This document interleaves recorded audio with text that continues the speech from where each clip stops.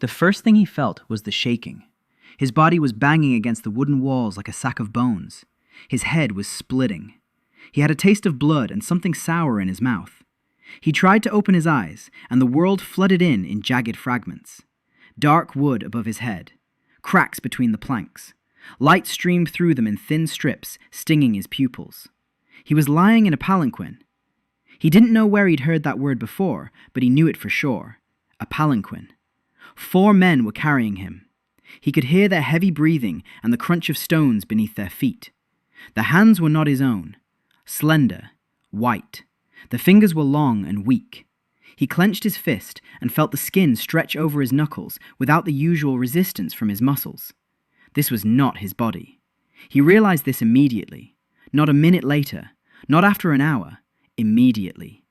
Because Ethan Pack weighed 82 kilograms and had calluses on his palms from lab instruments. But this body weighed barely 50 and smelled of lavender oil and illness. The palanquin came to a stop. Footsteps could be heard from outside.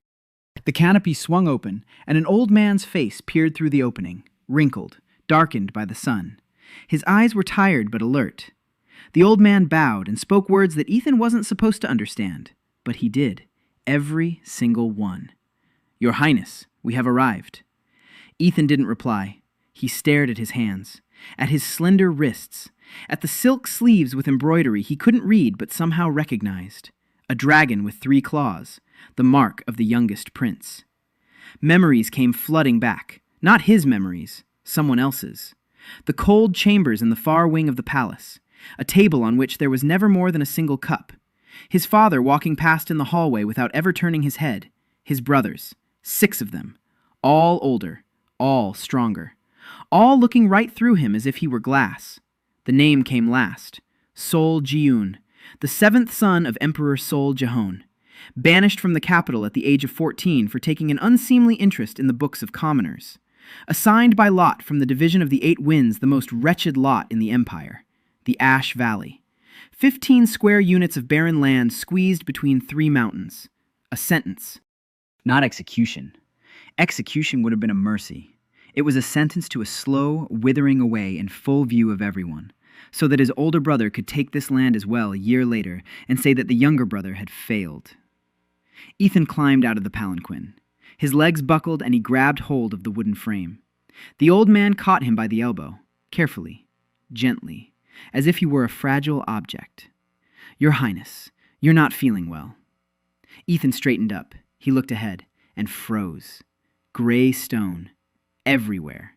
Mountains rose like a wall on 3 sides. Not beautiful mountains, not majestic. Dull. Oppressive. The ground beneath his feet was the color of old ash. Dry stalks jutted out of the cracks like broken bones. The wind carried fine dust that clogged his mouth and gritted between his teeth. Behind him stood 10 men. Guards, if they could be called that. Worn leather armor, spears with blunt tips. The faces of the men sent to escort the deceased. They didn't believe they'd survive here longer than a month. It was written in their eyes in bold letters. Ethan. No, Jiun. He was supposed to think of himself as Jiun. Jiun looked out at the valley, and his brain did what it always did. It started counting. 15 square li. He converted it to hectares. About 25, smaller than the university research plot where he'd spent 3 years of his master's program. Slope. South-facing. That's good. Maximum sun exposure for these latitudes. 3 mountains. An enclosed space. Wind shadow. That means the microclimate is at least 2 or 3 degrees warmer than in open terrain. He crouched down, took a handful of soil, rubbed it between his fingers. Gray. Fine-grained. Dusty, but not dead. No, he could feel it with his fingertips. The acidity is high, but not excessive. The structure is compromised, but can be restored. A stony subsoil means there's drainage, so root rot isn't a problem. The problem is organic matter. There isn't any here. The soil was depleted to the limit. But depleted soil isn't dead soil. Dead soil doesn't hold moisture. This soil did. He squeezed a handful, and a dark dampness seeped through his fingers. There was water, deep down, but it was there. The old man stood nearby, looking at him with an expression that Jiun didn't immediately recognize. Anxiety. Not for himself. For him. This old man. Juan. The only servant assigned to his retinue. 40 years at court. He'd served Ji-yoon's mother until she died. He stayed with the boy when everyone else fled. He came with him to this backwater, not because he was ordered to, because he couldn't help but come. Ji-yoon stood up. He brushed off his hands. He looked at Hwan, the old man. How many people are in the village? Hwan blinked. The village, Your Highness. There is a village here. Hwan paused. 130 souls, maybe 150. Over there, on the eastern slope. Fishermen and herb gatherers. They barely scrape by. Ji-yoon nodded. 150, plus 10 guards, plus Hwan, plus himself. 162 people. He had fed a group of 20 on a half-hectare experimental plot. Here he had 25 hectares and 162 mouths to feed. The numbers added up in his head on their own. Calories, planting areas, maturation times, water consumption. Everything looked bad, but everything was solvable. If he turned and looked toward the center of the valley, there stood an obelisk, a black stone, smooth, 3 times a man's height. On none of the maps Ji-yoon remembered from others' memories was this obelisk to be found. In no description of the Ash Valley. It simply stood there, like a tooth growing out of the ground. Hwan, what is that? The old man followed his gaze, and his expression changed. It became inscrutable. A stone, Your Highness. Just a stone. Don't go there. The locals say it brings misfortune. Ji-yoon looked at the obelisk once more. The stone's surface was too smooth to be a natural formation. Too even. Too black. The sun was high in the sky, but the stone cast no glare. It absorbed the light like a black hole. Ji-yoon turned away. All right, later. First, he had to deal with the food. He reached into his pocket and found a rice cake wrapped in cloth. Judging by the body's memories, he'd been given it at the last station 2 hours ago. Ji-yoon unwrapped the cloth and stopped short. The rice cake was hard as a rock. 2 hours ago, it had been soft and warm. Rice doesn't go stale in 2 hours. Not even in the heat. Not even in the wind. Ji-yoon turned the cake over in his hands. He sniffed it. No mold. No spoilage. It had simply dried out. As if 2 days had passed instead of 2 hours. He slowly turned his head toward the obelisk. The black stone stood motionless. Dead. Indifferent. But Ji-yoon was an engineer, and engineers don't believe in coincidences. He put the pastry back in his pocket. Hwan, show me the village. The old man nodded and walked ahead. Ji-yoon followed him. 10 guards trailed behind. No one spoke. The wind carried ash-colored dust. The mountains stood like a wall. Ahead lay the land where, according to the 6 brothers of a certain emperor and the entire imperial court, nothing could grow. Ji-yoon walked and counted his steps, automatically, as he always did. Every step was data. The distance from the obelisk to the eastern slope, the angle of ascent, the density of the soil beneath his feet, the depth of the cracks. He counted and calculated, and by the time the village came into view around the bend, he already had a map in his head. Rough, inaccurate, but a map nonetheless. The village turned out to be worse than he'd expected. 23 huts made of stone and clay, roofs of dry grass, half of them with holes. People stood at the entrances and watched the procession in silence, thin, dark with dust, children with big bellies and thin arms. Classic signs of protein malnutrition. Ji-yoon looked at them, and something inside him tightened. Not pity, anger. A quiet, engineer's anger at a system that allows the land to lie fallow while people starve just 25 hectares from the aquifer. The village head stepped forward, an elderly man with one arm. He'd lost the other. You could tell by his face that it had been a long time ago. He bowed to the ground and began reciting the greeting formula, a long one, flowery, full of words that meant nothing. Ji-yoon listened to 3 sentences. Then he raised his hand. The village head fell silent. Stand up. What is your name? The old man straightened up. A flash of surprise crossed his eyes. Chue Dogil, Your Highness. Dogil. How much grain do you have? The village head blinked. He exchanged glances with the people behind him. Your Highness, we are poor people. We have... How much? Enough for 10 days, Your Highness. Maybe 12 if we conserve it. Ji-yoon nodded. 10 days. 162 people. He needs the first harvest in 8 days. Impossible. Absolutely impossible. If you're an ordinary farmer in an ordinary world. He looked toward the obelisk again. From here, it was hidden behind the slope, but Jiyun could sense it, just as you can sense a magnet through a table. Dogil, I need everyone who can hold a shovel, tomorrow at dawn, at the southern slope. And I need a woman named... He rummaged through other people's memories. There was something there, a herbalist, a local, Yu Han Yul. I need to talk to her. The village head looked at him with an expression Jiyun had seen many times in his past life, on the faces of the farmers to whom the young graduate student had explained that their land wasn't hopeless. Distrust, cautious hope. Fear that the hope would prove empty. Yes, Your Highness, I'll send her. Jiyun turned to Huan. Old man, I need paper, lots of paper, and something to write with. Huan looked at him again with that anxiety that had been haunting him ever since the palanquin. Your Highness, you're all right. Jiyun looked at the gray sky, at the ashen earth, at the emaciated children, at his 10 guards who had already begun exchanging glances, at the mountains that surrounded the valley like prison walls.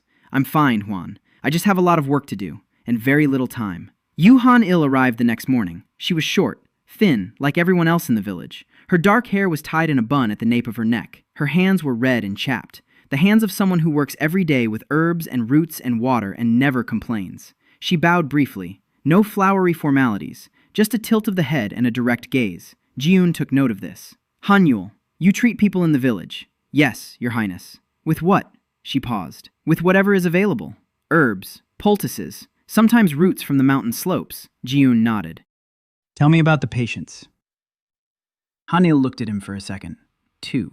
Then she spoke, calmly, precisely, without unnecessary words. Old Pei has a festering wound on his leg that he got back in the fall. Dogil's wife has had a cough that hasn't gone away for 3 months. The 3 children have diarrhea from bad water. Her own younger brother, Tae-sun, has an illness that makes him drink a lot of water and lose weight, even though he eats as much as the others. Jiyun listened, and a chart unfolded inside his mind. Every symptom, every diagnosis. Rana Pei's wound is most likely an infection. It needs a clean dressing and antiseptic. Dogil's wife's cough could be from dust, or it could be tuberculosis.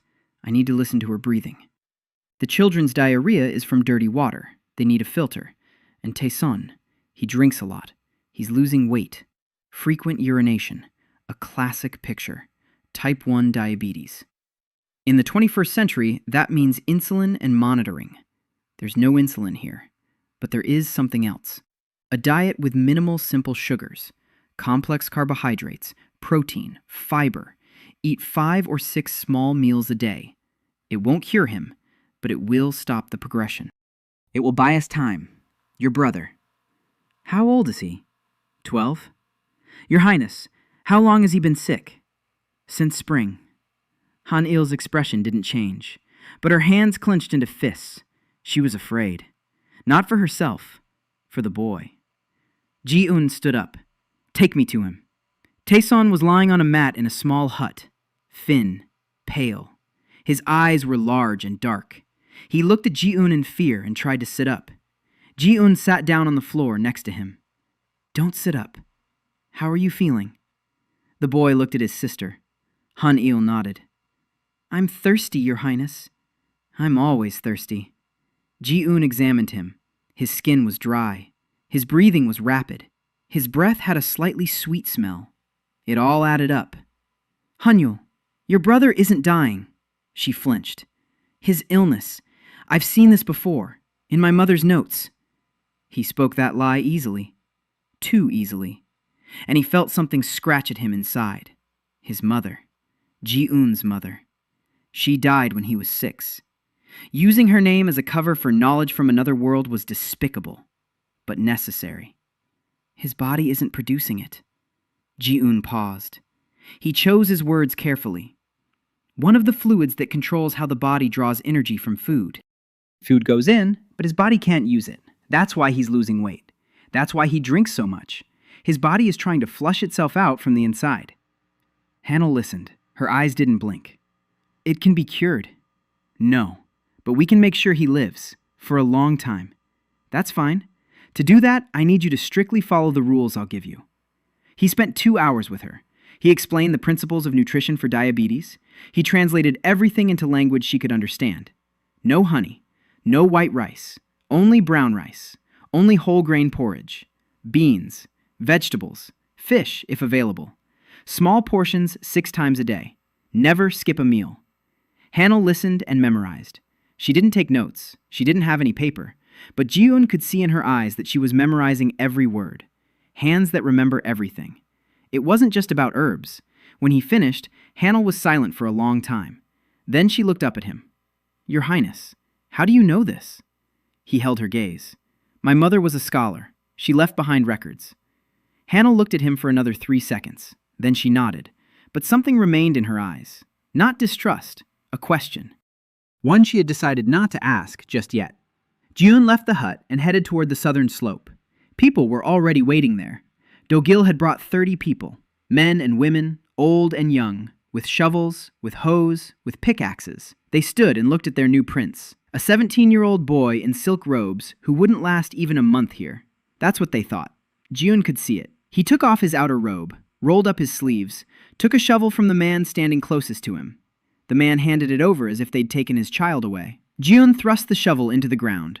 The gray dust gave way more easily than he expected.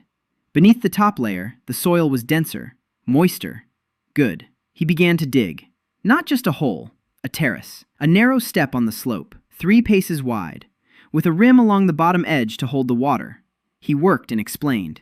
Every movement, every principle. The soil on a slope loses water because the water runs downhill. If we make steps, the water will stay. The roots will drink. He spoke in simple terms. The ground is like a cup. If the cup is tilted, the water spills out. We're making the cup level. Dogil watched. The men exchanged glances. Then, one of them, a young man, broad-shouldered, he took the second shovel and stood beside him. Behind him, a second man, then a third. By noon, the first terrace was ready, 5 meters long, 3 steps wide, level, with a rim. Jiun stood looking at it and felt that familiar tingling in his chest, that very feeling, when something starts to click. Now they needed seeds. He turned to Hanio, who was standing off to the side, watching. "Hanio, do you have any wild rice seeds?" She nodded. "I have a few. I collect them for medicine." "Bring them, and if anyone in the village has bean seeds or any legumes, bring those too." She left. Jiun looked at the obelisk. It was visible from here, a black pillar against the backdrop of gray earth, motionless, silent. He needed to check it out. That evening, when everyone had gone their separate ways, Jiun went to the obelisk alone. Huan tried to go with him. Jiun asked him to stay behind, gently but firmly. The old man obeyed, anxiety in his eyes. The obelisk stood in the center of a small clearing. Stones were arranged in a circle around it, not naturally. Someone had done this, a long time ago. A very long time ago. The surface of the obelisk was smooth, no cracks, no signs of having been worked. June reached out and touched the stone. It was warm. Stone shouldn't be warm in the evening. Stone cools down when the sun goes down. This one was warm like a living body. June pulled his hand back. Then he touched it again. He held his palm there. The warmth came from within, even, constant. Not from the sun, from something inside. He walked around the obelisk. On the north side, near the base, he noticed a crack. A narrow one. He could barely fit a finger through it. A draft was coming from the crack, warm and dry. A dungeon. He crouched down and pressed his ear against the crack. Silence. No, not silence. A sound, very faint, rhythmic, like a pulse. June stood up. He took 3 steps back. He took a pastry out of his pocket, that very one, the stone one, and placed it on the ground at the base of the obelisk. Next to it, he laid a fresh blade of grass he'd plucked along the way. He noted the moon's position. Then he walked back to camp. In the morning, he returned. The blade of grass was dry, completely, yellow and brittle, as if it had been lying in the sun for a week.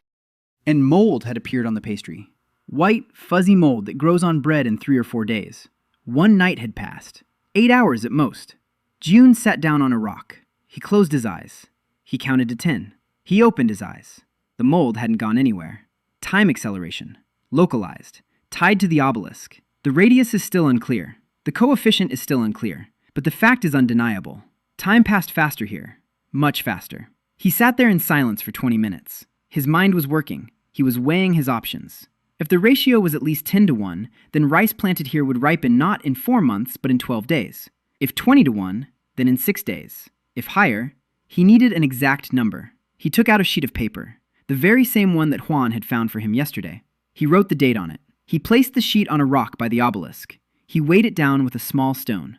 Now he had to wait. He planted 3 rice seeds in the ground next to the obelisk, 3 seeds in the ground 100 paces away from it, and 3 seeds in the ground on the terrace by the southern slope. He watered them all the same. He noted the time, and he went to work. By evening, sprouts were poking out of the ground by the obelisk. Green. Strong. 3-day-old sprouts in a single day. June looked at them, and his hands trembled. Not out of fear, out of the sheer magnitude of what he had just realized. On the 3rd day, June determined the ratio, 100 to 1. He checked it 4 times. He made marks on a sheet of paper every hour. He measured the growth of the sprouts. He measured the rate at which water-soaked fabric dried. He measured the rate at which bread molded. Each method yielded the same number. 1 day outside was equal to 100 days inside the obelisk's radius of effect. He measured the radius, too. He walked around the valley with a coil of rope and stakes. He drove in a stake. He tied a wet rag to it. An hour later, he checked. If the rag had dried completely, it meant the acceleration was working. If it was still damp, it meant it wasn't. The boundary coincided almost exactly with the valley's boundary, 15 square li. The entire Ash Valley lay within the acceleration zone. He sat on a rock by the obelisk and looked at his notes. The numbers were impossible. 1 rice harvest in 1.5 days of external time. 1 bean harvest in a day. A tree that normally takes 20 years to grow matures in 2.5 months. It was a weapon. A purely economic weapon. With it, one could flood the continent with grain, dump steel onto the markets, drown competitors in goods they wouldn't even have time to produce. That was his first thought. The second was worse. If time speeds up for plants, it speeds up for people too. Hwan. The old man came in the morning with a pitcher of water for Ji-un. Ji-un looked at him and felt a chill run down his spine. Yesterday, Hwan's hair had been gray. Today, white strands had appeared at his temples. Pure white. The gray hair that usually takes years to grow had appeared overnight. Hwan hadn't noticed, or perhaps he had noticed but didn't let on. Ji-un turned away so the old man wouldn't see his face. His hands clenched into fists. 100 days in a single day. Hwan had spent 3 nights here. 300 subjective days. Almost a year. The old man, already in his 60s, had aged a year in 3 days. If he stayed here another month, he'd age 3 years. If half a year? No, that can't happen. Ji-un spent the rest of the day making calculations, in silence. Hwan brought him water and food and asked no questions. The old man knew how to keep quiet. 40 years at court had taught him that. By evening, Ji-un had a plan. 2 lists. The first list consisted of processes that could be safely accelerated. Plant growth, wood drying, pottery firing, fermentation, metal smelting, composting. Everything that is non-living or living but not human. The second list detailed the permissible duration for people to remain in the acceleration zone. At a ratio of 100 to 1, 1 subjective year equals 3 6/10 of an external day. A person can spend 3.5 days inside and age by 1 year. That is his limit. No one should remain in the zone any longer, except for himself. Ji-un sat there thinking about it. He's 24 in his mind and 17 in his body. Every day here costs him 100 days of life. If he lives in the valley for 2 years of external time, he'll age 200 years. His body won't hold up. So he needs a schedule too.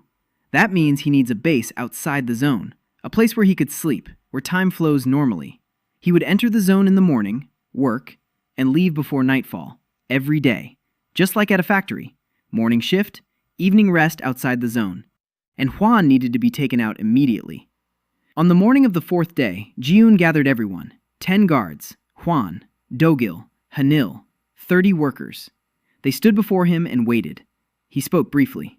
"We need to set up a second camp, outside, beyond the pass." He pointed to the eastern pass between the mountains. "Everyone will sleep there. Come here in the morning. Leave before sunset. No one spends the night in the valley. That is an order." Dogil frowned. "Your Highness, why?" "Because the air in the valley is poisonous at night." "A lie. Another one." They were piling up. "The rocks give off a foul gas when they cool down. During the day, the wind carries it away. At night, it accumulates in the low-lying areas. After a month, the headaches start. After 3 months, your teeth fall out." He said this in an even tone, as if stating a fact. Dogil turned pale. The guards exchanged glances. Hanil stood slightly to the side, looking at Ji-un. She didn't turn pale. She just looked at him with the same eyes she'd had yesterday when he told her about Tae-sun's illness, eyes in which a question lingered. The camp beyond the pass was built in 2 days. Stone huts, rough, but with roofs. Hwan supervised the work, and Ji-yoon saw that the old man was moving more laboriously than he had 3 days ago. His joints, his back. A year's worth of aging in 3 days. When the camp was ready, Ji-yoon took Hwan aside. "Old man, you're not going back into the valley." Hwan froze. "Your Highness, I am your servant. My place is by your side." "Your place is wherever you'll be alive. You're staying at the camp. You'll manage the household from here." Hwan opened his mouth, closed it, opened it again. "Your Highness, what's going on?" Ji-yoon looked him in the eyes for a long time. "I can't explain everything to you, not yet, but I'm asking you. Trust me. Please." Hwan blinked. Something shifted in his expression, perhaps because, in 40 years of service at court, not a single master had ever said please to him. "Yes, Your Highness. As you command." Ji-yoon nodded and turned away. His throat tightened. He swallowed hard and walked toward the terraces. The rice in the test plot by the obelisk had ripened, in 4 days of external time, 400 subjective days. The ears of rice hung heavy, golden, full of grains. Ji-yoon cut off a single ear. He crushed it in his palms. The grains were large, plump, perfect. He stood there, holding a handful of rice, unable to bring himself to move for a full minute. The first harvest, in the dead valley, in 4 days. He gathered the rice from the test plot. It filled 2 baskets. Not much, but enough to prove the point. Next to the rice, he'd planted beans. They ripened, too. And onions. Wild mountain onions with a pungent scent and sturdy stems. Hanil had brought seeds from peach pits. Ji-yoon didn't ask where she'd gotten them in this remote wilderness. She simply handed them over and said her mother had kept them. He planted 3 pits on the southern slope in the zone of maximum acceleration. 2 external days later, seedlings were poking out of the ground. On the 5th day, Ji-yoon was awakened by a guard's voice. "Your Highness, a rider from the pass." He stepped out of the hut at the camp across the valley. The morning was cold. Normally cold. Time passed as it should here. The rider was waiting at the entrance to the pass, alone, on a fine horse, wearing clothes without insignia but made of expensive fabric. His face was smooth, well-fed. His eyes were quick. An official. No, an inspector. Ji-yoon recognized the type. His older brother had sent someone to check whether his younger brother was dead. The inspector dismounted. He bowed exactly as much as protocol required, not a hair's breadth deeper. "Your Highness, I am Ko Su-wan. I have arrived on behalf of His Highness Crown Prince Sol Jae-ho, on an inspection, to check the condition of the fiefdom." Ji-yoon nodded. "Welcome. Are you hungry?" Ko Su-wan blinked. "Hungry. Wait here." Ji-yoon left. He returned half an hour later with a basket. He set it down in front of the inspector. Inside the basket lay fresh rice, red beans, green onions, and 3 peaches, small ones, not perfectly shaped, but ripe, fragrant. Real peaches in the middle of a barren valley on the 6th day after arrival. Ko Su-wan looked at the basket, then at Ji-yoon, then back at the basket. "You, Your Highness, where are you?" He didn't finish his sentence. He walked over to the basket, picked up a peach. He turned it over in his hands, sniffed it, held it up to the light. A real one. He looked up at Ji-yoon, and there was something like fear in his eyes. "You're stealing from the neighboring provinces, Your Highness. Tell me the truth." Ji-yoon turned and walked toward the southern slope, in silence. Ko Su-wan followed him. They rounded the rock, came out onto the ridge, and Ko Su-wan stopped. Below, on the southern slope, lay terraces, 4 tiers, neat, even. On each one, rows of rice stalks in various stages of growth were turning green. The lower terrace was already heading. The top one had just sprouted. Beans wound their way up stakes, onions stood in neat rows. At the foot of the slope, water glistened in a specially dug ditch. Ko Su-wan stood there in silence. For a long time. This can't be. Peaches. Ji-yoon took one from the basket and held it out to the inspector. Give this to your older brother. He loved them when he was a child. I remember. Kosuan took the peach, mechanically, as if in a dream. Then he looked at Jiun, at the 17-year-old boy in simple clothes, with dirt under his fingernails, with calluses on his palms that hadn't been there 3 days ago. I'll give it to him, Your Highness. He left an hour later, without finishing his lunch. Jiun stood at the pass and watched as the horseman disappeared over the horizon. Huang stood beside him. The old man was silent. Then he said quietly, Your Highness, was that wise or dangerous? Jiun didn't answer right away. He stared at the road. Both of them. Huang. Both of them. 3 days after the inspector left, the first strangers arrived in the valley. 7 people. A family from a village beyond the mountains. A husband, a wife, and 5 children. The youngest was 3. The oldest was 10. They stood at the entrance to the pass and waited. Dirty, hungry, with the empty eyes of people who had walked so long they'd forgotten why. Dogil brought them to Jiun. He said he'd heard about a prince who grows rice on rocks. They'd come to ask for help. Jiun looked at the children, at their thin legs, at their swollen bellies, at the oldest boy who was holding the youngest in his arms and swaying with exhaustion. Settle them in the camp. Feed them. We'll talk tomorrow. Dogil nodded. He led the family away. Soyeon watched. She shook her head. Your Highness. No, that wasn't Soyeon. Soyeon hadn't arrived yet. He jumped the gun. His memory was getting mixed up. So much had happened in just 1 week. Hanil. Hanil stood nearby, watching the family walk away. Then she turned to Jiun. You took them in? Yes. No questions asked. Yes. She paused. You're a strange prince, Your Highness. He didn't answer. Over the next week, 30 more people arrived. In pairs, in threes, families and individuals, all from the surrounding villages, all hungry. All had heard about the miraculous prince. The rumor that Kosuan had spread had reached the 3 nearest provinces and snowballed. The younger prince grows rice on rocks. The younger prince feeds his people to their fill. The younger prince welcomes everyone. Jiun welcomed them, everyone, and he put everyone in line. Not in line for food, in line for work. You came to him, you got a bowl of rice.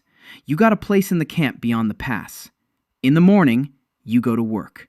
You dig, you haul rocks, you mix clay, you carry water. No exceptions. Those who don't work don't eat. A few people left. They didn't want to work. They just wanted to eat. The rest stayed. By the end of the second week, the valley's population had grown to 220 people. There were now 8 terraces. Rice was flowing in abundance. Beans were drying on the rocks. The first batch of compost was maturing in a pit that Jiun had dug according to all the rules of aerobic composting. He explained every step, every principle. The earth gets tired. Just like a person, it needs a break. That's why we rotate crops. First, rice, then beans.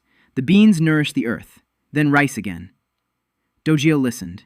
He wrote it down with a stick on clay tablets, his face that of a man receiving a revelation. Your Highness, the soil grows tired. Jiun saw how the village head wrote this down and suppressed the urge to explain about nitrogen-fixing bacteria. Not the time. Maybe later, when they're ready. For now, let there be a break. On the 17th day, what Jiun had feared from the very beginning happened. Sun Mira arrived in the valley. She did not come as a refugee. She came as a mercenary. A young man in traveling clothes, worn but in good condition, with a sword at his belt and a spear on his back. His shoulders were broad for a young man. Her gait was light, too light for a man of that build. She approached the guards at the pass and said she wanted to enlist in the garrison. The commander of the guards, an elderly warrior named Nam Gyeong-sik, brought her to Jiun. He said her name was Song Mi-ruk, from Hamgyong province. She wanted to serve. Jiun looked at her. 10 seconds. She held his gaze, calmly, confidently, like someone who's used to lying and does it well, but not perfectly. A bandage on her chest, barely visible under her clothes. Her throat, no Adam's apple. Her hands, strong, yes, but her wrists are thin. And most importantly, her eyes, vicious, deeply malicious, with a malice that has burned for years and refuses to die out. Jiyeon had seen eyes like that in military history textbooks, in portraits of people who had lost everything and come to seek revenge. "Leave us alone." Nagyong-sik had left. Jiyeon sat down on a rock. He pointed to the ground beside him. "Sit down." She sat down, tense, her hand on the hilt of her sword. "Son Miruk," she nodded. "From Hamgyong." "Yes, Your Highness." Jiyeon paused. Then he said quietly, "I won't turn you in." She froze. "I don't know why you're here. I don't know who you're running from. But I won't turn you in. If you want to serve, you'll serve, just as you are." She remained silent for a long time. Then, "You know." At first glance, "Mira, if that's your name, you're good at pretending, but I know what to look for." She sat motionless, hands on her knees, the sword forgotten, her eyes fixed on the ground. Then she raised her head.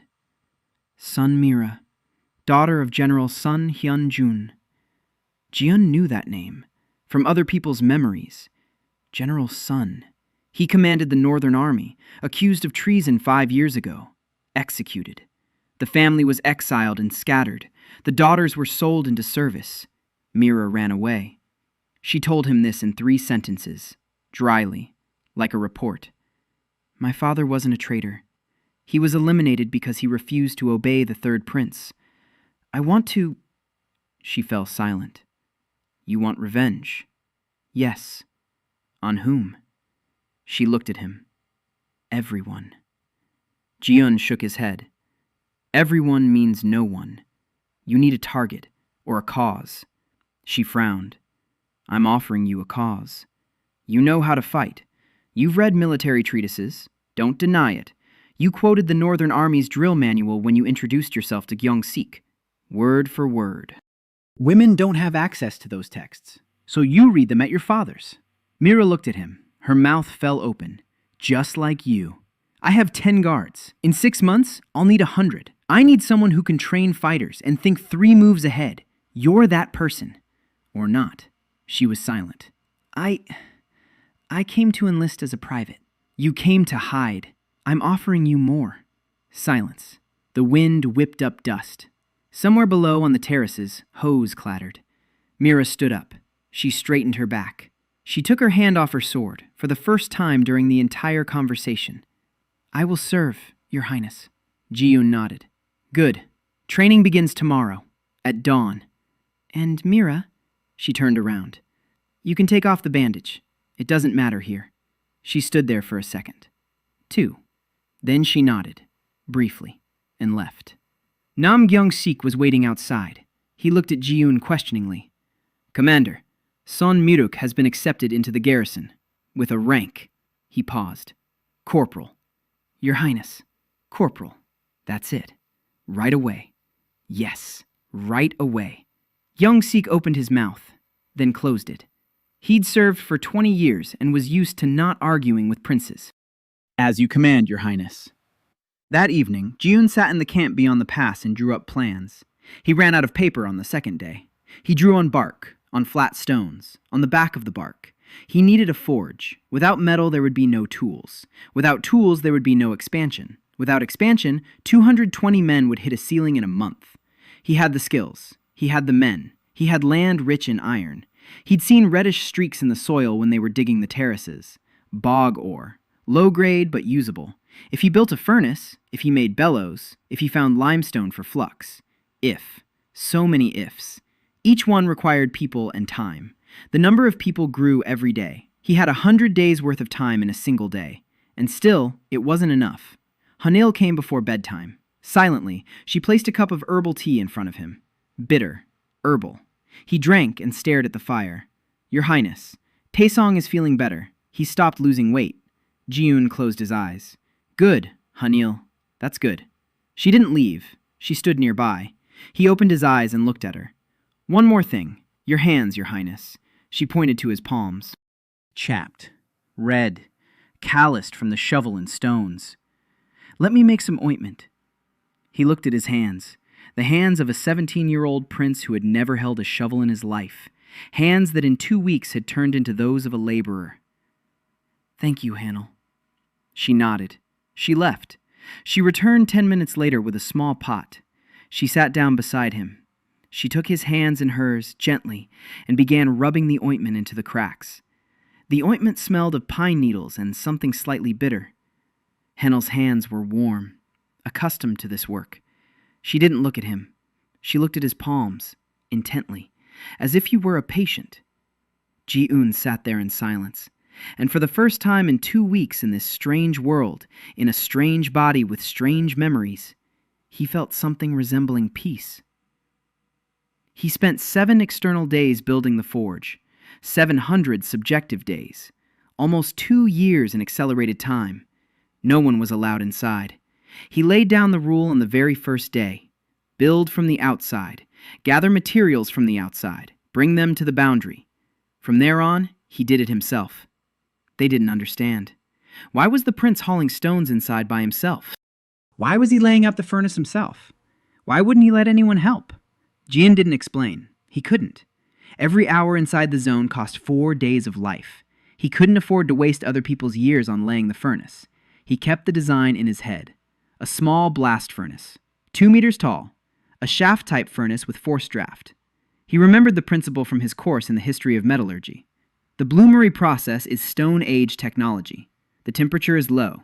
The iron produced is porous, brittle, suitable for nails but not for tools. The blast furnace process is a different matter. The temperature is higher. Carbon from charcoal is incorporated into the iron. The result is cast iron. Cast iron can be turned into steel. The problem is the blast.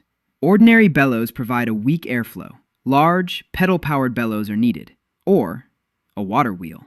He found a stream on the western slope, a thin stream, but a steady one. Water flowed down from the mountain all year round. Inside the acceleration zone, the stream flowed just the same.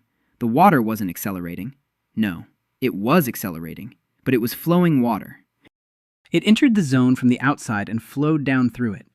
Jian spent 2 days trying to figure out the physics of this process and decided not to bother. It works and works. He built a water wheel, a crude one, made of unhewn logs, with blades made of flat stones tied together with rope. Ugly, but functional.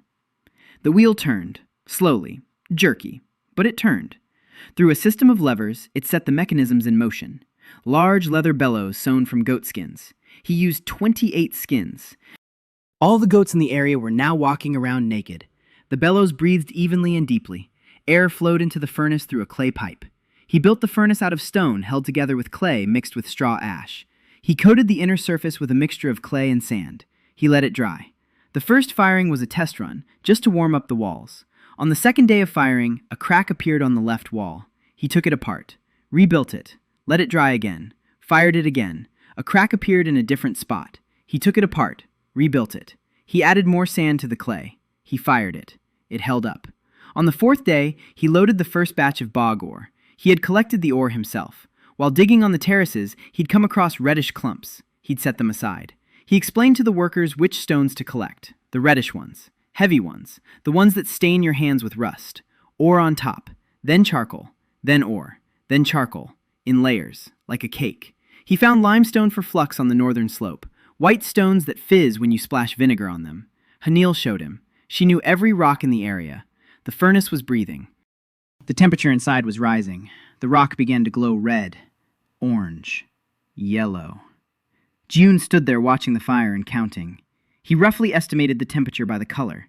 Dark red was 600 degrees. Orange was 800. Yellow was 1,000. Cast iron required 1,200. He wasn't quite there yet. The bellows were working at full capacity. The wheel creaked and turned. The airflow was steady. But the temperature wasn't high enough. June sat down next to the furnace and thought for 2 hours. The problem was the insulation. The walls were too thin. Heat was escaping. A second layer is needed. Or preheating the air. He remembered. The Coopers. Regenerative air heaters. The principle is simple. Hot gases from the furnace pass through a chamber lined with bricks. The bricks heat up. Then, air from the bellows is passed through the hot bricks. The air heats up to 300 to 400 degrees before entering the furnace. The final temperature inside jumps up by 500 degrees. He built the chamber in 2 days, roughly, out of the same stones. He stuffed it with shards of ceramic and fired clay. He ran a pipe from the furnace. He ran a second pipe to the bellows, closed the loop, lit the fire. 4 hours later, the surface of the furnace began to turn white. 1,200. Maybe 1,300, he wasn't sure. But when he peered into the top opening, he saw a small pool of molten metal at the bottom. Bright white. Blinding. Cast iron. He sat down on the ground. His legs wouldn't hold him up. His hands trembled with exhaustion. 7 days with almost no sleep. His face was scorched by the heat. His hair reeked of smoke. But down in the stone basin of the furnace lay cast iron, the first metal of Ash Valley. He poured the metal into the mold, a clay trough. The cast iron flowed like a heavy white river. It solidified into a gray strip with a fine, sparkly fracture. Jiyun picked up a piece. He turned it over in his hands. Fragile, just as cast iron should be. Not suitable for swords, not suitable for delicate tools, but suitable for casting, for cauldrons, for frames, for machine parts. And if you remelted it while controlling the carbon content, steel. Real steel. He was 2 steps away from it. The first, a refining furnace, to burn off the excess carbon from the cast iron. The temperature is lower, the design is simpler, he could build it in a day. Second, a blacksmith.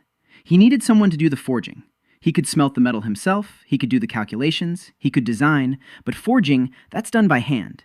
Forging is years of muscle memory. Forging isn't knowledge, it's a skill. He didn't have that skill. He needed a blacksmith. He returned to camp as dirty as a miner. Juan gasped and rushed off to get water. Mir stood by the fire and watched him, silently, with an expression he couldn't read, something between respect and concern. Your Highness, you haven't slept in 7 days. 6. It doesn't matter. I need a blacksmith. There are blacksmiths in the surrounding villages. Mira shook her head. There were. They've gone south. There's work there. But here, she trailed off. Here, it's a barren desert. A blacksmith has nothing to do in a place where there's neither ore nor orders. That's what everyone thought. Jiyun rubbed his face. The dirt smeared across his cheeks. Look for one, please. I don't need a master blacksmith. I just need someone who knows how to wield a hammer. Mira nodded. Then she left. In the morning, she brought news. There's a village beyond the western mountain, half a day's journey. He lives there. She hesitated. A blacksmith's son. Or rather, she hesitated again. Your Highness, it's a strange situation there. They say the blacksmith is dead. The workshop is abandoned. But at night, you can hear the sound of a hammer coming from there. The locals say it's a ghost. Jiyun looked at Mira. A ghost. Mira shrugged. I'm just telling you what I heard. Jiyun stood up. Let's go. They walked for half a day. Beyond the western mountain, on the other side of the pass, lay a small village of about 10 houses. At the foot of the cliff stood a blacksmith shop, a stone building with walls blackened by soot. The door was closed. The shutters were boarded up. Jiyun approached and knocked. Silence. He knocked again. Silence. He pushed the door. It was locked. He pressed his ear against the wood. Someone was inside. He could hear breathing, quiet, restrained. Open up. I am Sol Jiyun, Prince of the Ash Valley. Silence. Then a voice, quiet, young. The blacksmith isn't here. The workshop is closed. Go away. Jiyun looked at Mira. Mira silently pointed to the chimney. A thin wisp of smoke. The forge was working. A nocturnal ghost was forging with the shutters closed. In broad daylight. I won't leave. I need a blacksmith. I have metal and work. Silence.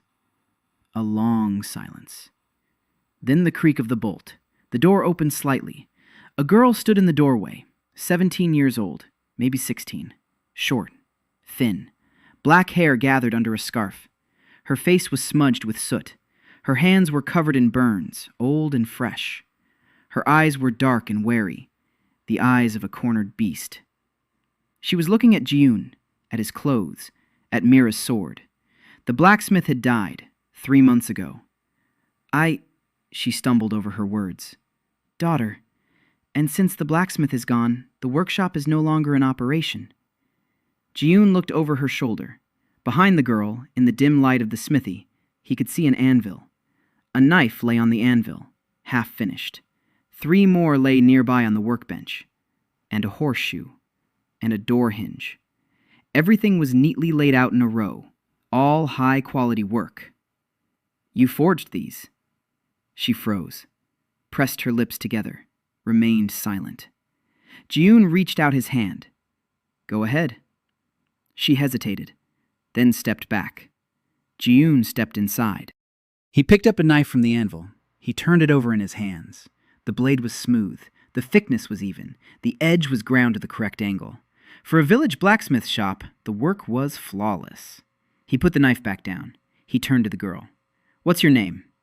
Kim Yuna. Your Highness, Yuna. By law, a woman cannot run a blacksmith shop. She turned pale. That's why you work at night. You sell through a front man. You pay off the village head to keep him quiet. Yuna's eyes glistened. She wasn't crying. She wouldn't allow herself to cry. But she was close to it. I won't turn you in. Ji-yoon said this just as he had said it to Mireille. Quietly, simply, without drama. I have my own domain, my own land, my own laws. And according to my laws, a blacksmith is someone who knows how to forge. Nothing else matters. Yuna looked at him. You want... I need a master craftsman. I have cast iron. Soon I'll have steel. I need someone who can make tools out of this steel. Plows, knives, hammers, nails, hinges, locks, 1,000 things. I know how to smelt metal. I know what kind of steel is needed for each item, but I don't know how to forge. You do. Show me. Yuna stood motionless. Then she turned around. She walked over to the forge. She stoked the coals. She grabbed the blank with tongs. She thrust it into the heat. She waited. She pulled it out. And she began to forge. The hammer moved smoothly, stroke after stroke. No unnecessary movements, no fuss. The metal obediently changed shape under her hands. It flattened, it stretched, it bent. She worked for 3 minutes. She placed the finished loop on the anvil. She turned to June. He was looking at the loop, at the even angles, at the smooth surface, at the uniform curve. Then he looked at Yuna and smiled. For the first time in 2 weeks in this world. Gather your tools. We're leaving today. Yuna blinked. Where to? To the Valley of Ashes. You'll be my master blacksmith, officially, with witnesses, with a seal. She stood there in silence. Then she lowered her head. Her shoulders trembled. Once. She pulled herself together, raised her head. Her eyes were red but dry. Give me an hour, Your Highness. They returned to the valley at sunset. Yuna carried a bag of tools on her back. A hammer, pliers, chisels, and files, her father's legacy, everything she owned. Ji-yoon led her to the forge. He opened the mold. He took out a cast iron ingot. He placed it in front of her. Yuna picked up the ingot. She turned it over in her hands. She tapped it with her finger. She listened to the sound. She looked up at Ji-yoon. This isn't iron, Your Highness. No, it's better. And tomorrow I'll show you how to make something even better out of this. Yuna looked at the ingot, then at the furnace, then at the water wheel in the bellows, then back at Ji-yoon. Her expression changed. Fear faded. Wariness faded. Something else remained. Something like hunger. But not the hunger of the body, the hunger of a craftsman who had laid eyes on the material he dreamed of his whole life. The steel was ready on the 26th day. Ji-yoon built a refining furnace in 2 days. The principle is simple. Cast iron contains 4% carbon. That's a lot. The metal is brittle. It breaks like glass. You have to burn off the excess carbon. Bring it down to 0.5%. Then you'll have steel. Soft, malleable, strong. He loaded the cast iron ingots into a small furnace. He blew air through a bellows. The carbon burned off. The metal changed color. It changed its sound. It changed how it behaved under the hammer. Yuna stood nearby, watching intently. She didn't understand the chemistry of the process, but she could sense the metal. When Ji-yoon pulled out the first strip of steel and placed it on the anvil, Yuna picked up the hammer and struck it. Once. She listened.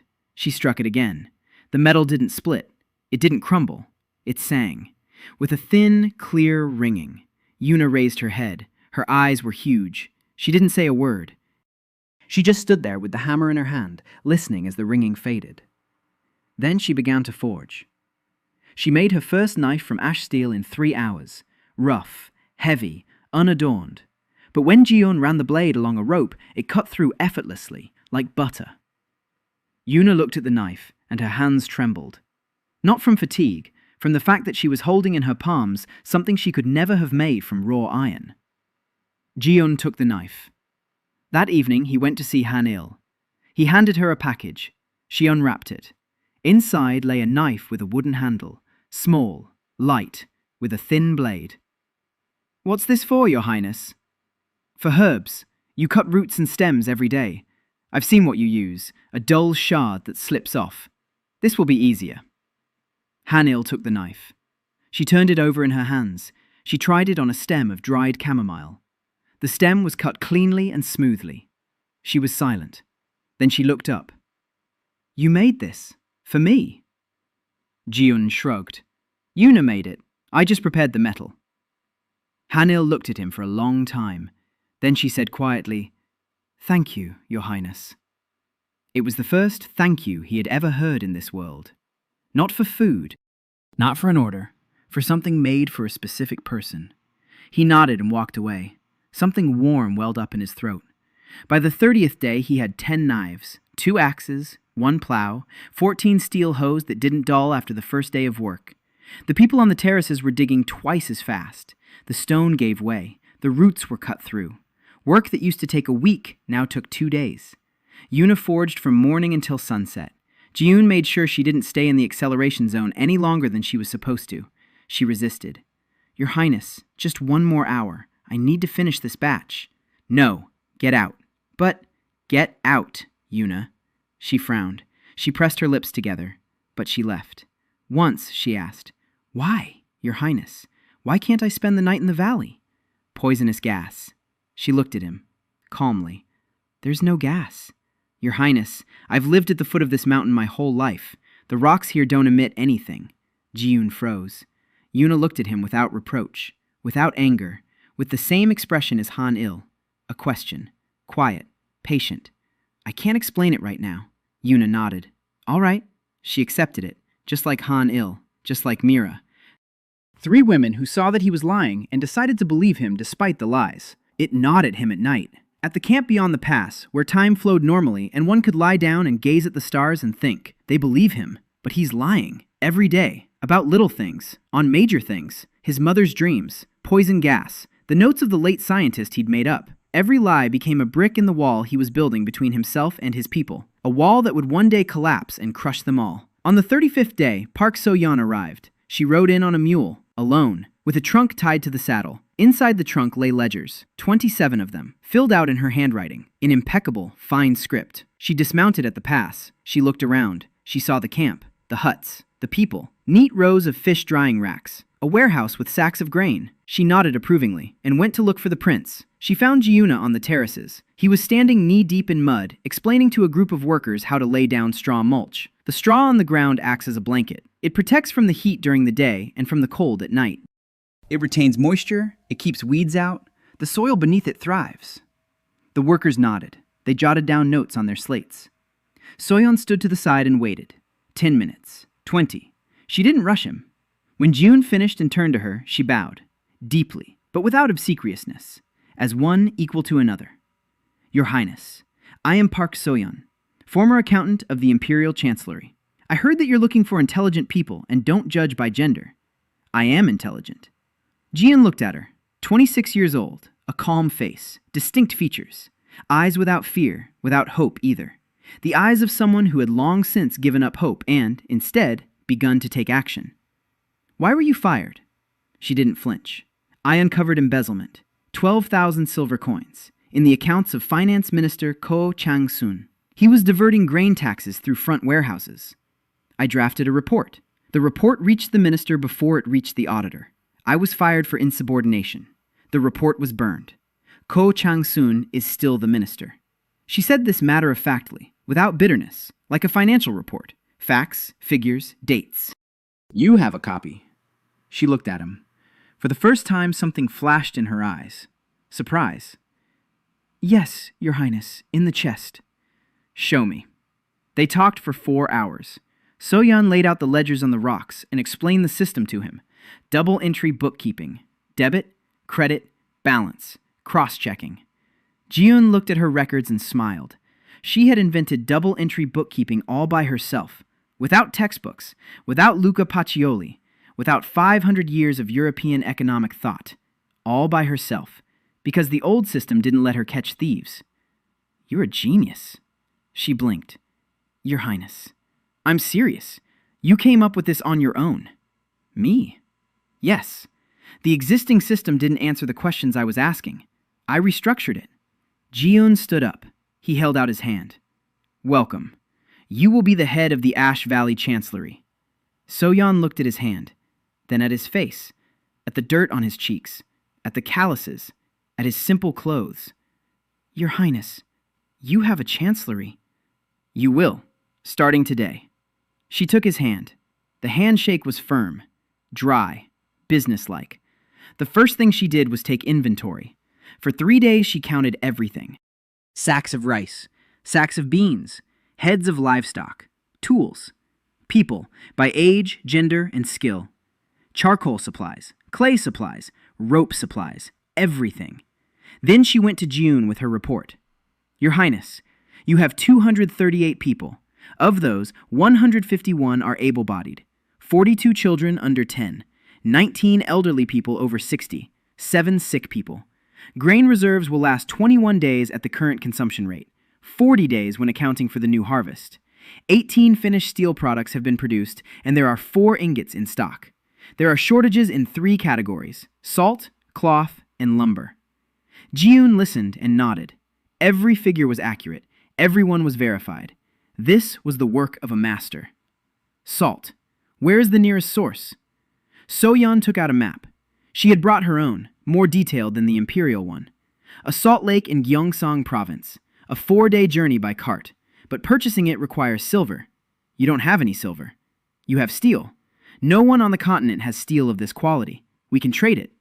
So-yeon looked at him. Your Highness, if you release this steel onto the market, everyone will know that you produce it. Ji-un nodded. That's why we won't sell it as steel. Yuna. He turned to the blacksmith. Yuna was sitting in the corner, cleaning a file. She looked up. You can make a knife that looks like an ordinary one, but cuts like ours. Yuna frowned. Why make something bad when you can make something good? Not bad, just inconspicuous. On the outside, an ordinary village knife. On the inside, our steel. So the buyer knows we have the best product, but can't figure out why. Yuna thought for a moment. Then she nodded. I can. I'll apply a layer of soft iron on top, a rough finish, a coarse handle. It'll look like junk. It cuts like a razor. Exactly. So-yeon looked at both of them. For the first time during the entire conversation, she smiled. Subtly. Just the corners of her lips. Your Highness, I'm starting to like working here. The first trade caravan left on the 40th day.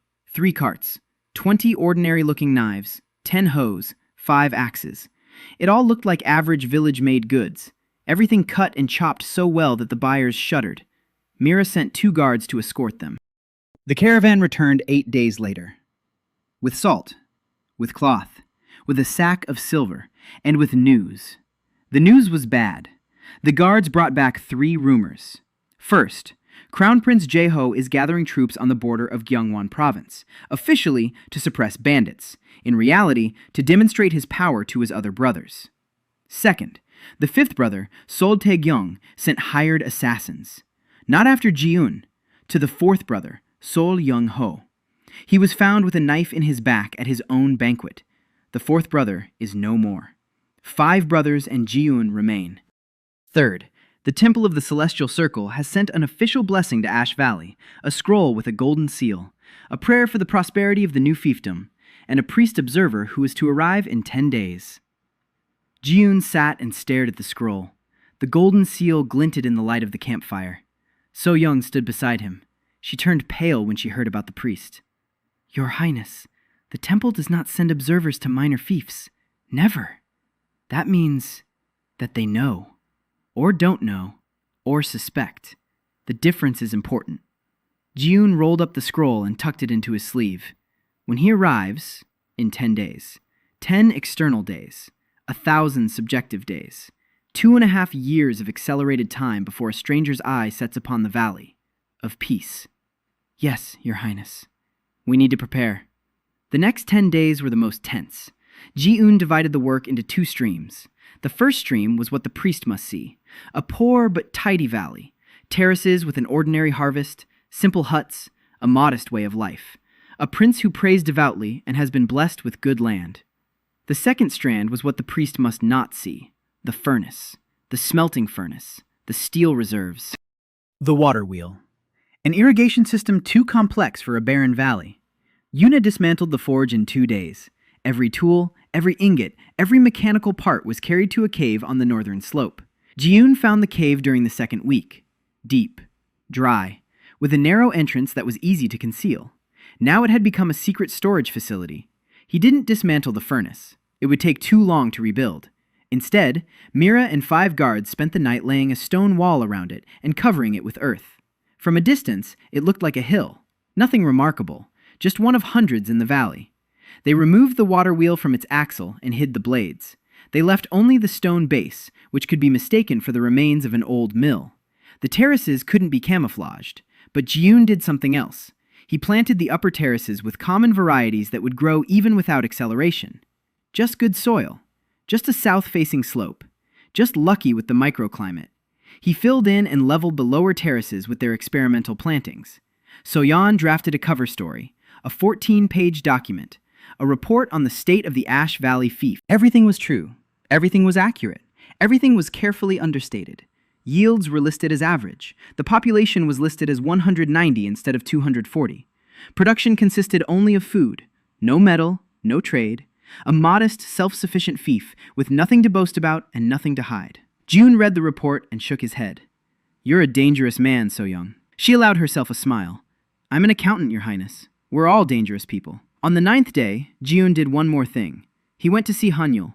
"I need your help." Hanyul listened. "The priest of the Celestial Circle is arriving tomorrow. He'll be asking questions. Some of them will be for you." He paused. "I'm asking you to tell him the truth." She raised an eyebrow. "The truth? That the prince came to a barren valley. That this was empty land. That we worked every day. That the rice grew because the soil turned out to be better than we thought. That there are no miracles. Only hard work." Hanyul looked at him for a long time. "Your Highness, that's not the whole truth." "No, not the whole truth." She nodded. "I'll say what you ask me to, because I trust you. But one day you'll tell me the rest." He held her gaze. "I will. I promise." The priest arrived on the 10th day. His name was Jung-un-soo, young, 30 years old. Not an old man, not a stick in the mud, a smooth face, soft hands, the white robes of the Celestial Circle, a golden insignia on his chest, his eyes, intelligent, quick, eyes that see more than they reveal. Ji-yoon met him at the pass, in person. He bowed first. The priest bowed in return. "Your Highness, what an honor.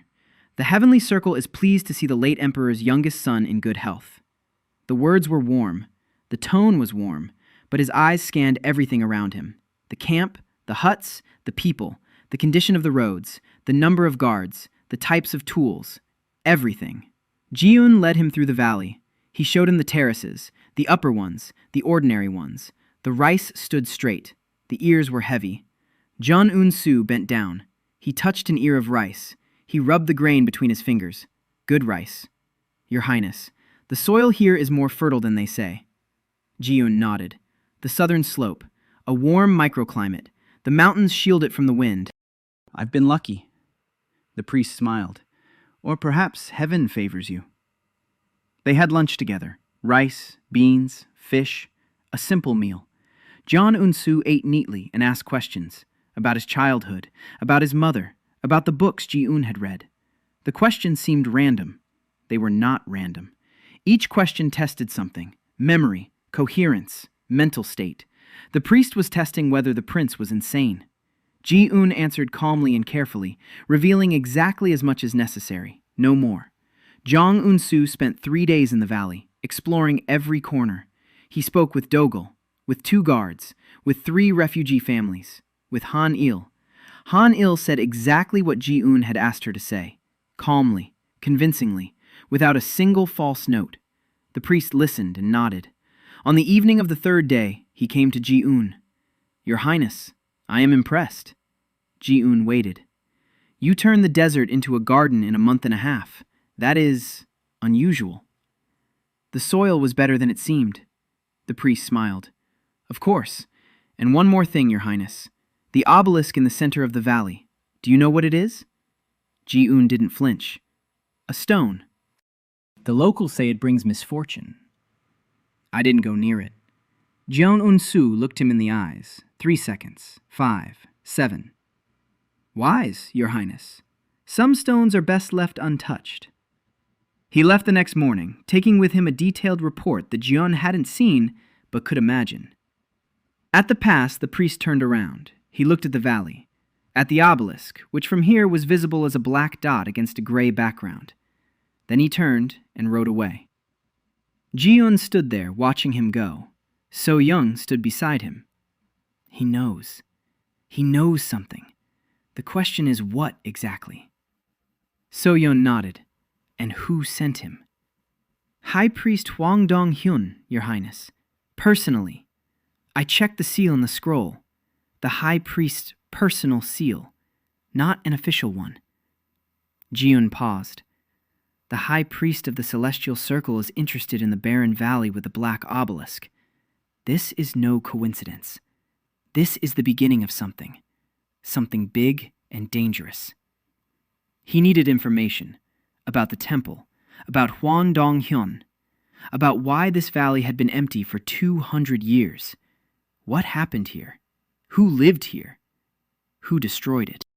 And why he, of all people, is now standing next to the obelisk that pulsates with warmth like a living creature. The answers were somewhere down below, underground, in the dungeons he sensed but hadn't yet found. He found the entrance to the underground passages on the 52nd day, by accident. Yuna was digging clay on the western slope to make new molds. Her shovel sank into a void. Yuna jumped back. She screamed. Ji-eun ran over. A hole gaped in the ground. Black. Dry, warm air wafted out of it. The same air that came from the crack in the obelisk. He widened the passage in 2 hours. Inside, there was a step, carved into the stone. Behind it, a second. A third. The staircase led downward, steeply, into the darkness. He lit a torch and went down, alone. Mira tried to go with him. He wouldn't let her. Not because he didn't trust her, because he didn't know what was down there, and he didn't want to risk someone else's life. The staircase led to a corridor, wide, as tall as 2 people. Stone walls, smooth, covered in carvings. The carvings were strange, not ornamentation, not pictures, symbols, hundreds of symbols, circles within circles, lines radiating in spirals, numbers. He recognized the numbers. They were written in the system he'd seen on the palace walls in Ji-eun's memories, the imperial numeral system. But the numbers were enormous. Thousands, tens of thousands, hundreds of thousands. The corridor led to a hall. The hall was circular. In the center stood a stone pedestal. There was nothing on the pedestal. Empty. A thick layer of dust lay on the floor. No one had been in here for a very long time. Maybe decades. Maybe centuries. Stone shelves ran along the walls. Scrolls lay on the shelves.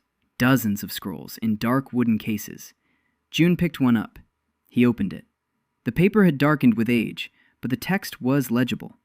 He sat down on the floor and began to read. He read for 3 hours. Then he went upstairs. He sat down by the entrance. He looked up at the sky. Mira waited, silently. She saw the look on his face and didn't ask any questions. He spoke up himself. Half an hour later. 200 years ago, a city stood here. Mira nodded. She'd heard about it. The locals tell the story. The city was called Hora. It was the capital of the Order of the Guardians of Time. They worshipped time, not as an abstraction, but as a force. They believed that time was a living substance, that it could be directed, slowed down, or sped up, to stop it. The obelisk in the center of the valley is their greatest creation. Mira was silent. She listened. The first emperor of the Sol dynasty destroyed them, burned the city, killed the priests, sealed off the entrances, forbid any mention of them. That's the official version. Heresy, a threat to order. The truth is different. He fell silent. Ji-eun, she called him by his name for the first time, without a title. He didn't even notice. They weren't heretics. They were guardians, literally. The obelisk, the core. It wasn't created by humans. They found it. It was here before the Empire, before humans, before everything. They built a city around it to protect it, because it is dangerous. Mira sat down beside him, calmly. She wasn't afraid.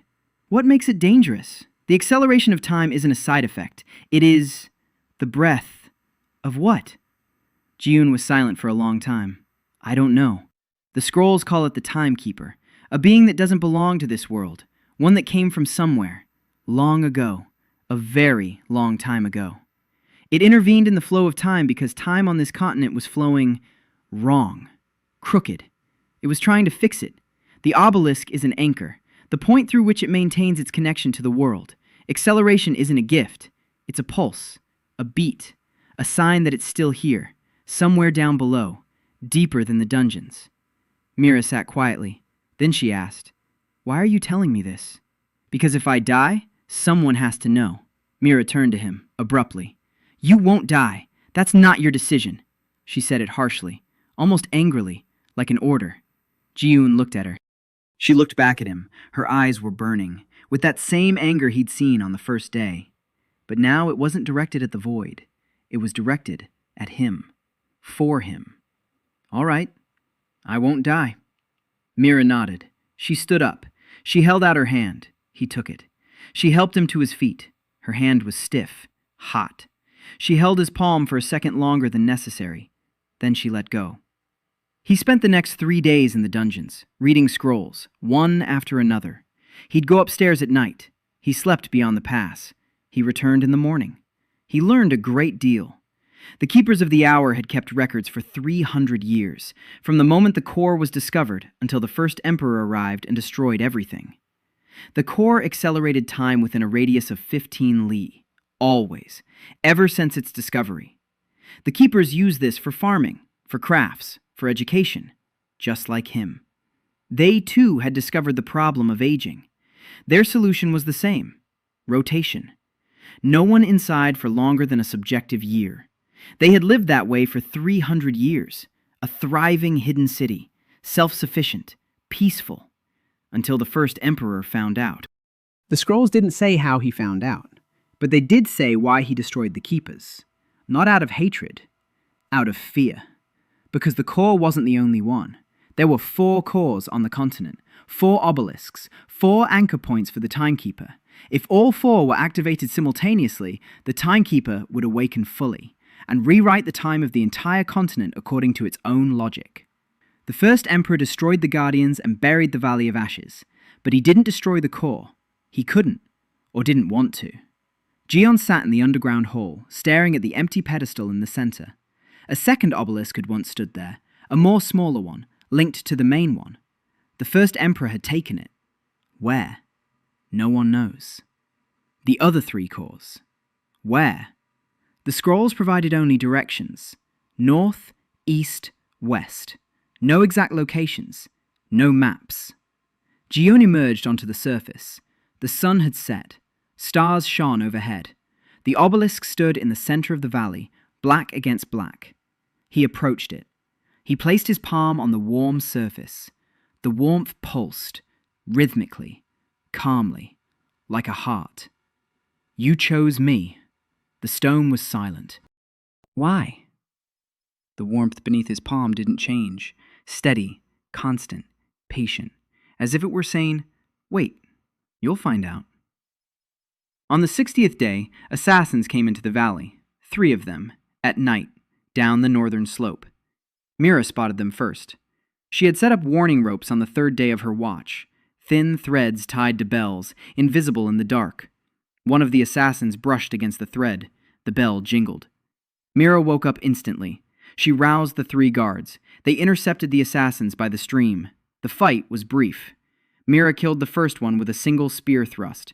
Guard Yu Gang-ho pinned the second one against a rock and disarmed him. The third one fled. Mira caught up with him on the slope.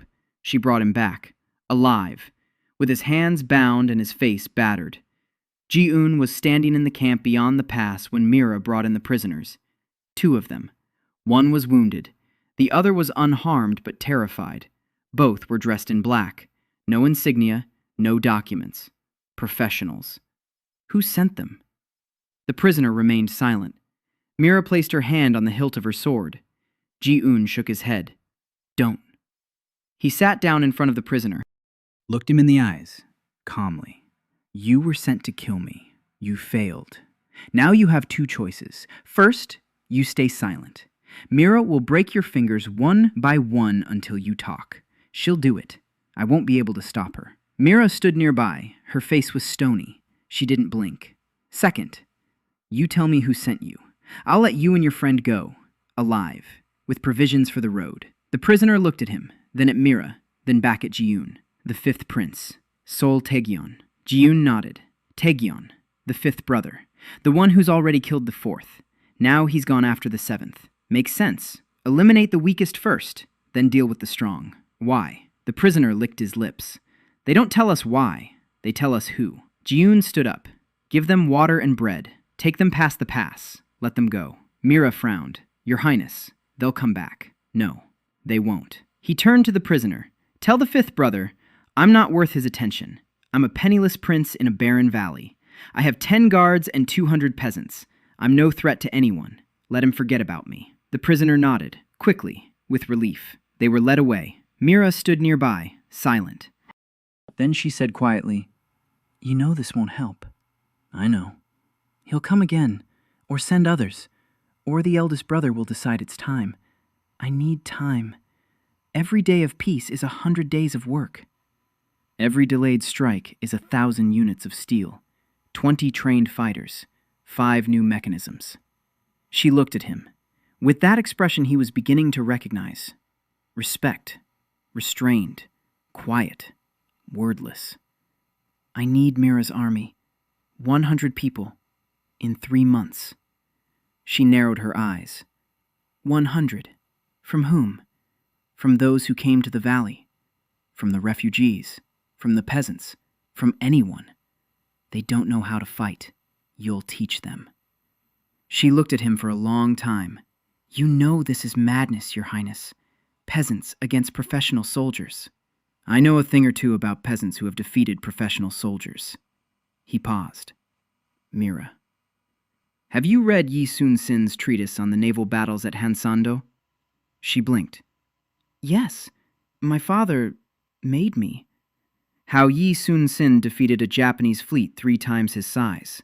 Through training, through organization, through discipline.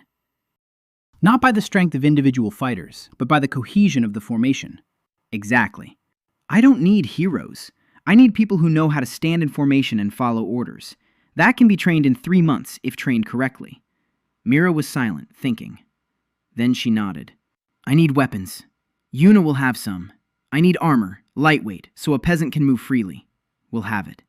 I need to know what tactics you have in mind. Jiyoon spent the whole night with her. He drew on the ground. He explained. Infantry formations, a defensive line, the principle of mutual support, crossfire. He told her about hwacha, rocket arrows, gunpowder projectiles on rails, weapons that didn't yet exist in this world. Mira listened. Her eyes burned, not with anger, with something else. Hunger. The same hunger Yuna felt when she saw steel. A master's hunger for new knowledge. This. Perhaps. Your Highness, I can build it. I need Yuna for the guide rails. I need gunpowder. Gunpowder. Saltpeter, sulfur, coal, saltpeter. He knew where to get it. Compost pits. In 6 to 8 subjective months, potassium nitrate forms in a properly constructed compost pit. His compost pits had been operating since the first week, in accelerated time. He needed 1 external day. 1. Sulfur, mountains, volcanic rock, yellow deposits on the northern slope. Hannel had shown him. She used sulfur to treat skin diseases. He had coal, charcoal, tons of it. He looked at Mira. The gunpowder would be ready in 2 days. She looked at him. She parted her lips, closed them, nodded. The gunpowder was ready on the 63rd day. Rough, unstable, dangerous. The first batch exploded while drying and singed Jian's eyebrows. Yuna laughed for 5 minutes. Then she helped him wash the burn, frowned, and told him he was reckless and stupid, and that she would make him a protective mask out of leather. And she did, the next day, with slits for the eyes and a reinforced forehead. Ugly, but sturdy. The second batch turned out better. Jiyoon adjusted the proportions. 75 parts saltpeter, 15 parts charcoal, 10 parts sulfur. The standard recipe. He knew it by heart. The gunpowder burned evenly, with a characteristic hiss and white smoke. It didn't explode on impact. It didn't get damp if stored properly. Yoon and Mira built the hwacha together. A wooden frame, Steel tube guides, arrows with gunpowder charges. The design was simple. The principle was the same as that of the 15th century Korean hwachas. Volley fire, 40 arrows per shot, effective range of 200 paces. They conducted the first test on the 65th day, on a barren slope behind the northern mountain, far from prying eyes. Yuna loaded the guide rails. Mira aimed. Ji-yoon stood to the side, wearing a mask, just in case. Fire. 40 fiery arrows shot into the sky, with a roar, with smoke, with a rumble this land hadn't heard in 200 years. They struck the slope. Rock splintered into fragments. The earth trembled. Mira stood and looked at the craters in the slope. Her face was pale. Not from fear, from understanding. Your Highness, this changes everything. Yes, Mira, it changes. The three of them stood on the empty slope. The smoke was clearing. The smell of sulfur hung in the air. Yuna held an adjustable wrench in her hands and looked at her Vacha with the expression of a mother who had just seen her child take its first steps. Mira stood upright, hands behind her back, shoulders squared. She was no longer a fugitive. She was a commander. By the 80th day, Ash Valley was no longer what it had seemed. On the outside, nothing had changed. Gray mountains, ash-covered earth, the junior prince's meager fiefdom. Rare trade caravans carried away modest goods. Ordinary knives, average rice, and village wine. Nothing remarkable. Inside, everything was different. There were now 24 terraces, 3 tiers. The bottom one for rice, the middle one for vegetables and legumes, the top one for experimental crops that Ji-yoon was developing through accelerated selection. He took the best grains from the harvest, planted them, harvested them after 1.5 external days. He selected the best ones again. He planted them again. In 80 days, he had bred 27 generations of rice. The grains had grown a third larger. Drought resistance had increased. Yields had doubled. At any university in the world, this work would have taken 50 years. Here, it took 2.5 months. The forge in the cave worked non-stop. Yuna trained 4 apprentices, young men from among the refugees. Each spent exactly 3.5 days inside the zone, a subjective year. Yuna trained them from dawn to dusk in accelerated time, a year of training in 3.5 external days. They emerged as different people, with calluses from the hammer, burns from sparks, and skills that an ordinary apprentice would take 10 years to acquire. Yuna looked at their work and told Ji-yoon that 2 of the 4 would become true masters in a year. A year is subjective. 3.5 days in the outside world. Ji-yoon nodded and added them to the rotation schedule. Mira was training fighters. The first intake. 30 people. Men and women, most of them former peasants. They had never held a weapon before. Mira didn't teach them fencing. She didn't teach them one-on-one combat. She taught them formation. Left flank, right flank, center, spears forward, shields together, step forward, step back. On command. Stand at attention without a command. Each fighter spent 3.5 days in the acceleration zone, a subjective year of daily training. They entered as peasants. They emerged as soldiers. Not heroes, not masters of the sword, but soldiers who know how to stand in formation, hold the line, and not run away when they're scared. Mira stood before the formation and looked at them. 30 men in a row, with spears, in leather armor reinforced with steel plates. Yuna's work. Lightweight, durable, tailored to each fighter's build. Mira turned to Ji-yoon. They'll do. In 2 months, they'll be 100. Ji-yoon nodded. Business. Soyeon. There was a lot to do. Soyeon reported every evening. Population, 283. Grain reserves for 3 months. Enough steel produced to equip 200 fighters. Trade turnover. She named a figure. Ji-yoon whistled. We're earning more than 3 average provinces. She nodded. Your Highness. Yet officially, we're destitute. All revenue goes through front trading houses in 3 provinces. The silver comes back to us in the form of supplies. Not a single coin passes through the imperial accounting system. We're invisible. Ji-yoon looked at her report. Neat columns of numbers. A perfect balance. The double-entry bookkeeping ran like clockwork.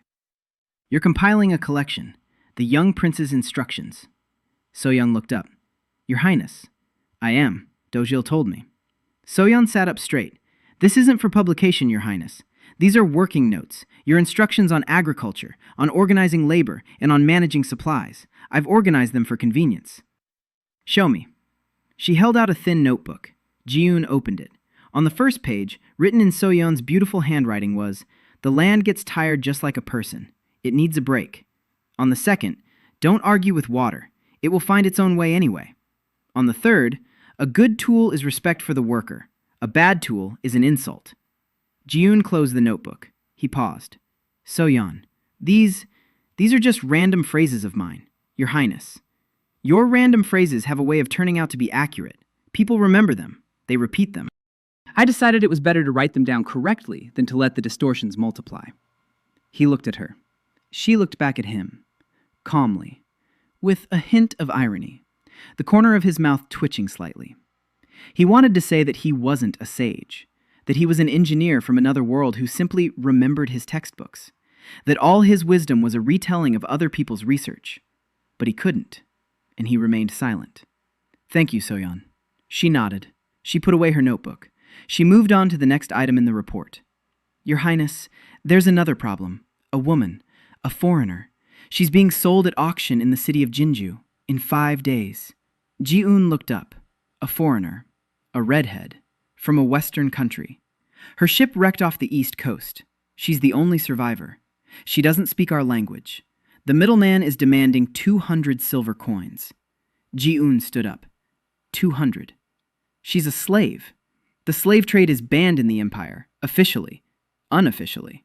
Soyeon shrugged. Unofficially, everything's still the same. 200 coins. Ji-un walked over to the window.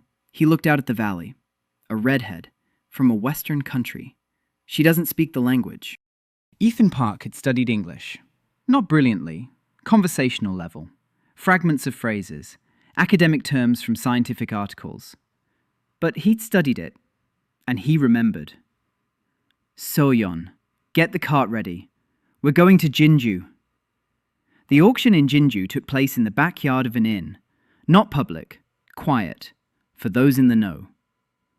Ji-un arrived with Mira and 2 guards, in plain clothes, no insignia, just a merchant with security. She stood in the corner of the courtyard.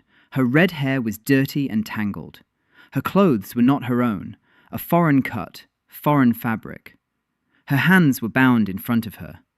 Her eyes were blue, empty. The eyes of someone who had stopped waiting. The middleman was touting the merchandise. "Healthy, young, exotic, works well." Ji-un stepped forward. 200 coins. The middleman bared his teeth. 300. "She's special. 200. Ji-un's voice was steady, but something in it made the middleman fall silent mid-sentence, to look more closely, to see the 2 armed guards behind the buyer's back. 250. Final offer. Ji-un placed the bag of silver on the table. The middleman counted it. He nodded. He untied her hands. She stood there, motionless. She didn't understand what was happening. Ji-un walked over to her. He stopped 2 steps away and said in broken English, "You're safe. I won't hurt you." She froze. Her whole body went stiff. Then her eyes, those empty, dead eyes, came alive. They filled up, overflowed. She looked at him, and tears streamed down her dirty face, and she couldn't utter a word. Then she whispered, "You speak my language, a little badly, but I speak it. What's your name?" "Emily. Emily Vance." "Emily, we're leaving. You're coming with me. You're free. No one will ever hurt you again." She sobbed for half an hour, in the wagon, silently, without a sound. Only her shoulders shook. Mira sat beside her and didn't understand a word of what June was saying to this woman, but Mira saw the tears, and she remained silent, and she draped her own coat over her shoulders. When Amy, once she'd calmed down a little, she began to speak, in her own language, quickly, disjointedly. Ji-un could make out a word here and there, a ship, a storm, the shore, people in strange clothes, a cage, ropes, months, silence. No one understood. No one. Not a single word. As if the world had swallowed her and forgotten to spit her out. He listened. He didn't interrupt. When she fell silent, he said, "You're not alone. Not alone anymore." She looked at him. Her eyes were red, wet, but no longer empty. A tiny flame burned in them, barely noticeable. The flame of a person who had seen the shore. On the 100th day, Sol Ji arrived. She appeared at the pass dressed in peasant clothes, without an entourage, without a horse, with her feet bloodied from the journey and a sack on her back containing the imperial seal wrapped in a silk scarf. The guard at the pass didn't recognize her. He mistook her for just another fugitive. He brought her to Dojol. Dojil brought her to Jiyoon. Jiyoon was sitting on a rock by the terraces, drawing a blueprint for a second water wheel. He looked up. He saw the girl. Thin, dirty, with eyes that burned with that special light found in people who have gone through despair and emerged on the other side. He recognized her. Not by her face, by the way she stood. Her back straight even when her legs couldn't hold her up. Her chin lifted even when all was lost. Only those taught from childhood to be above others stand that way. Jihi. She flinched. Then she smiled, crookedly, with one side of her mouth. Hello, brother. I ran away. He stood up. He walked over to her. She swayed. He caught her by the shoulders, light, weightless, bones beneath the fabric. Juan, water, food, and a doctor. Han-il arrived 3 minutes later. She examined Jihi. Dehydration, exhaustion, her feet were raw. Nothing life-threatening. But the girl had been walking for 5 days without stopping, through the mountains, alone. Once Jihi had eaten and drunk some water, she began to speak, calmly. Clearly, like a court herald. I was being married off to Prince Wan Gil of Hamyang Province, an ally of my older brother. The wedding is in a month. I ran away halfway there. A caravan of 12 people, 3 maids, 8 guards, 1 official from the chancellery. At night, through the window of the palanquin. They're looking for me. I know. Jiyeon was sitting next to me. He was silent. He was listening. Why me? She looked at him for a long time. Because you're the only one who ever talked to me, in the palace, when we were children. Do you remember? Jiyeon didn't remember. His body remembered. Fragments. A little girl in the far wing of the palace, just as lonely as he was. 2 shadows that sometimes crossed paths in the corridors. He remembered that once he'd given her a book. He didn't remember which one, but she remembered. I remember. Jihi lowered her eyes. I have nowhere else to go.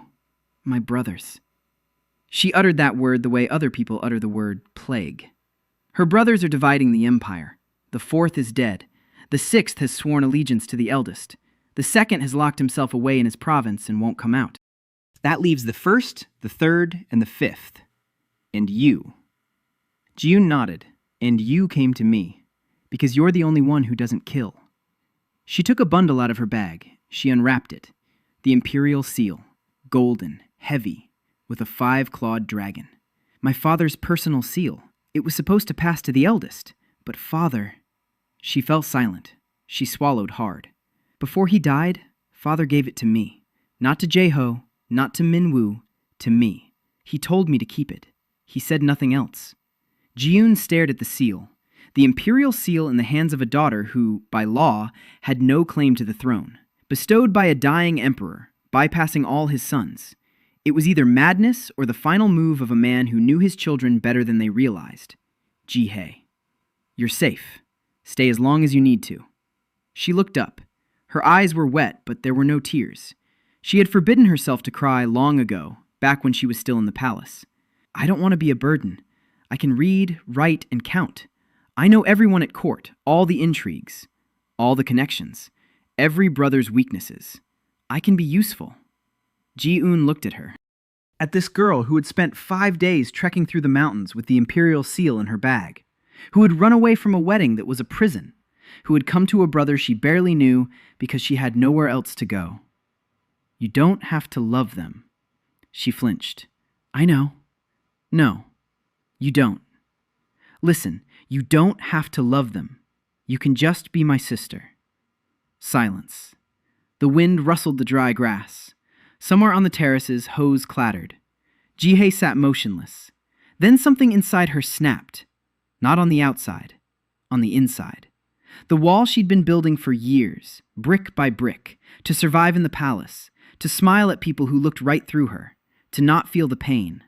The wall cracked. She didn't cry. She just closed her eyes and nodded. All right, brother. All right. Soyeon put Ji-hae to work the next day. Intelligence and analysis. Ji-hae knew the court from the inside. Every minister, every general, every faction. In 3 days, she mapped out the influence of all the brothers. Who was allied with whom? Who hated whom? Where the weak spots were? Where they could apply pressure? Where they couldn't? Ji-eun looked at the map and saw what had previously been a dark spot. The Empire, in its entirety, with all its cracks and abscesses. And the biggest abscess was the third brother, Sol Minwoo, commander of the best army, cold, calculating, intelligent, not evil, worse, indifferent. To Minu, people are a resource, provinces are squares on a board. War is arithmetic. He doesn't hate Jiun, he's just doing the math. And if the numbers show that Jiun is a threat, he'll come and destroy him with the same emotion he uses when removing a piece from the board. Ji-hee said quietly, Minwoo is coming, soon. He's already heard about you, about the peaches, about the steel.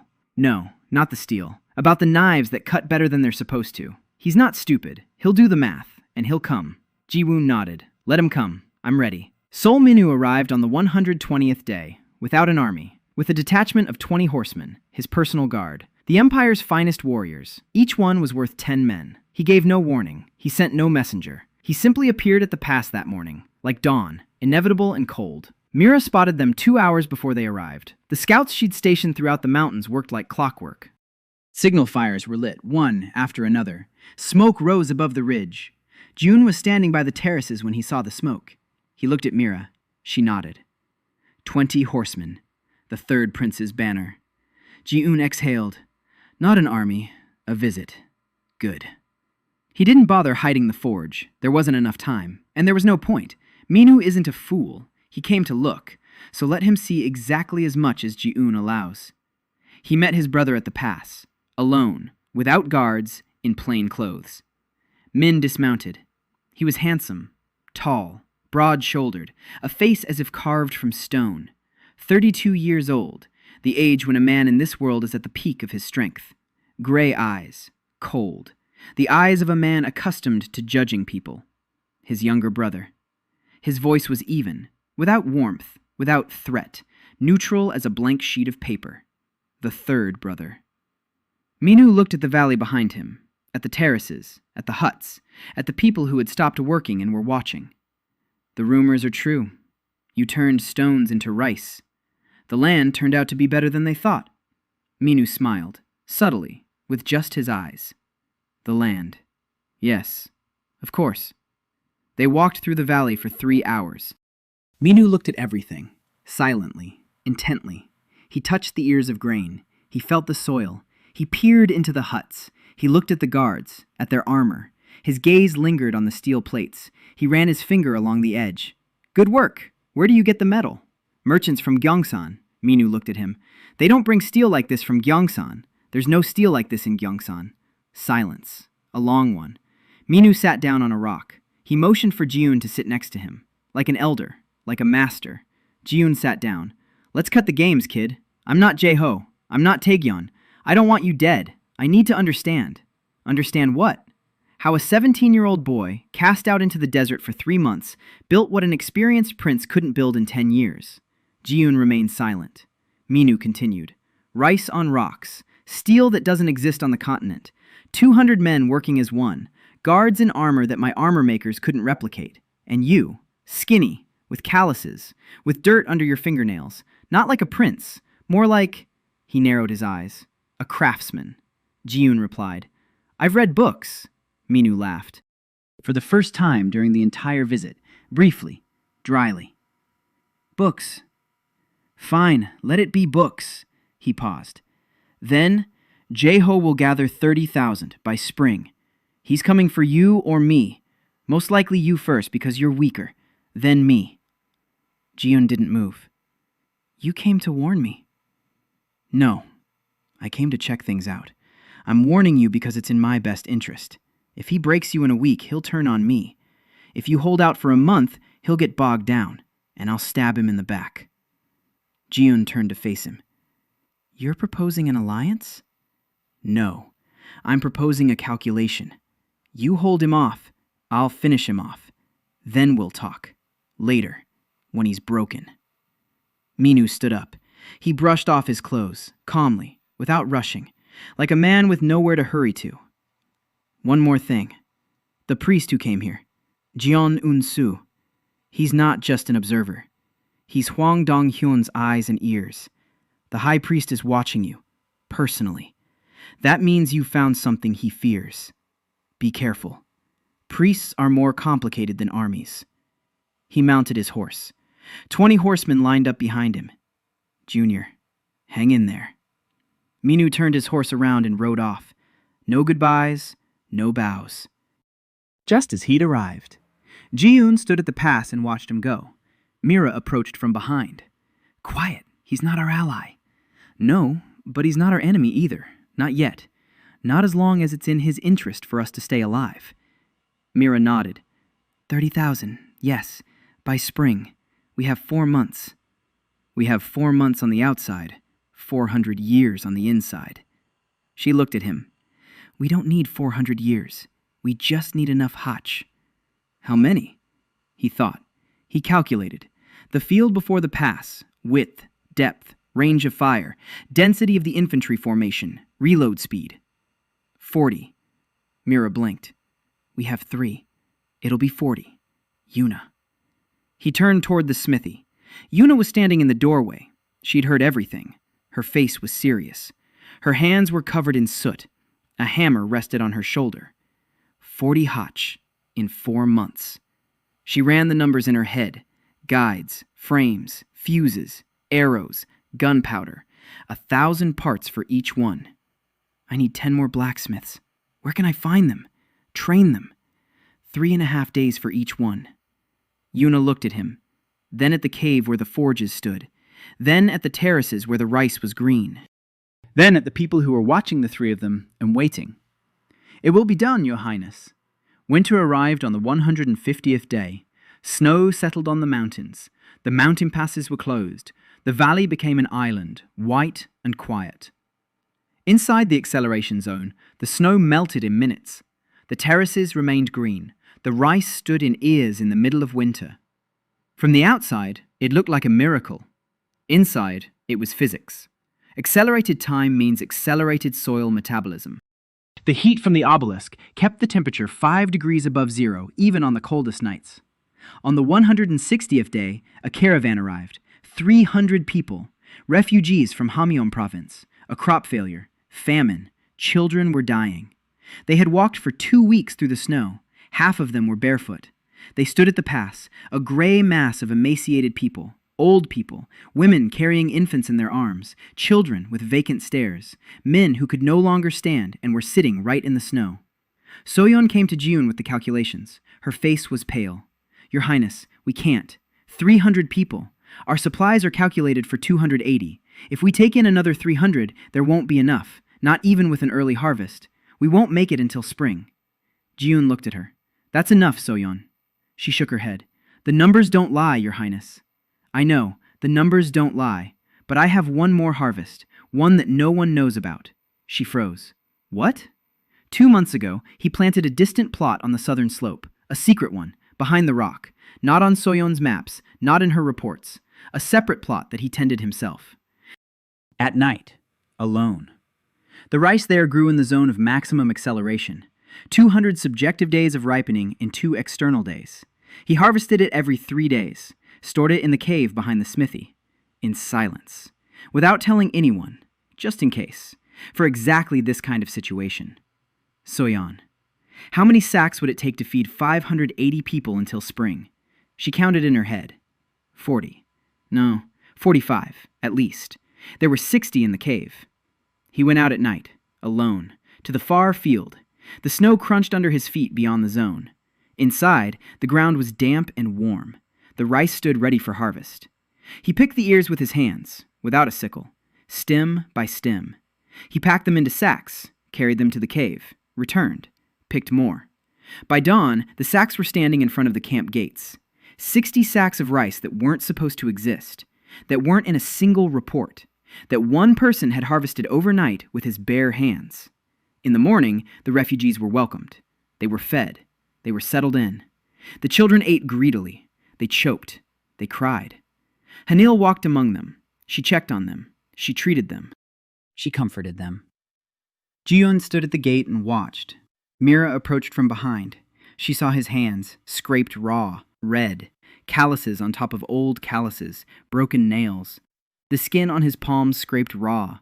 She said nothing. She took off her cloak, draped it over his shoulders, and stood beside him, silently, for a long time. Then, very quietly, he said. You knew that they would come. No, but I knew someone would come. Someone always comes. Winter dragged on. Production didn't stop. Yuna had forged 36 watches by the 170th day. 4 remained. Mira was training the fighters. 100 were ready, plus 40 new ones from among the refugees. 140 fighters against 30,000.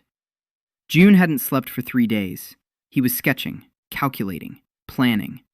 Every meter of the field before the pass, every angle of fire, every ditch, the drainage ditches on the terraces. He redesigned them, deepened them, widened them.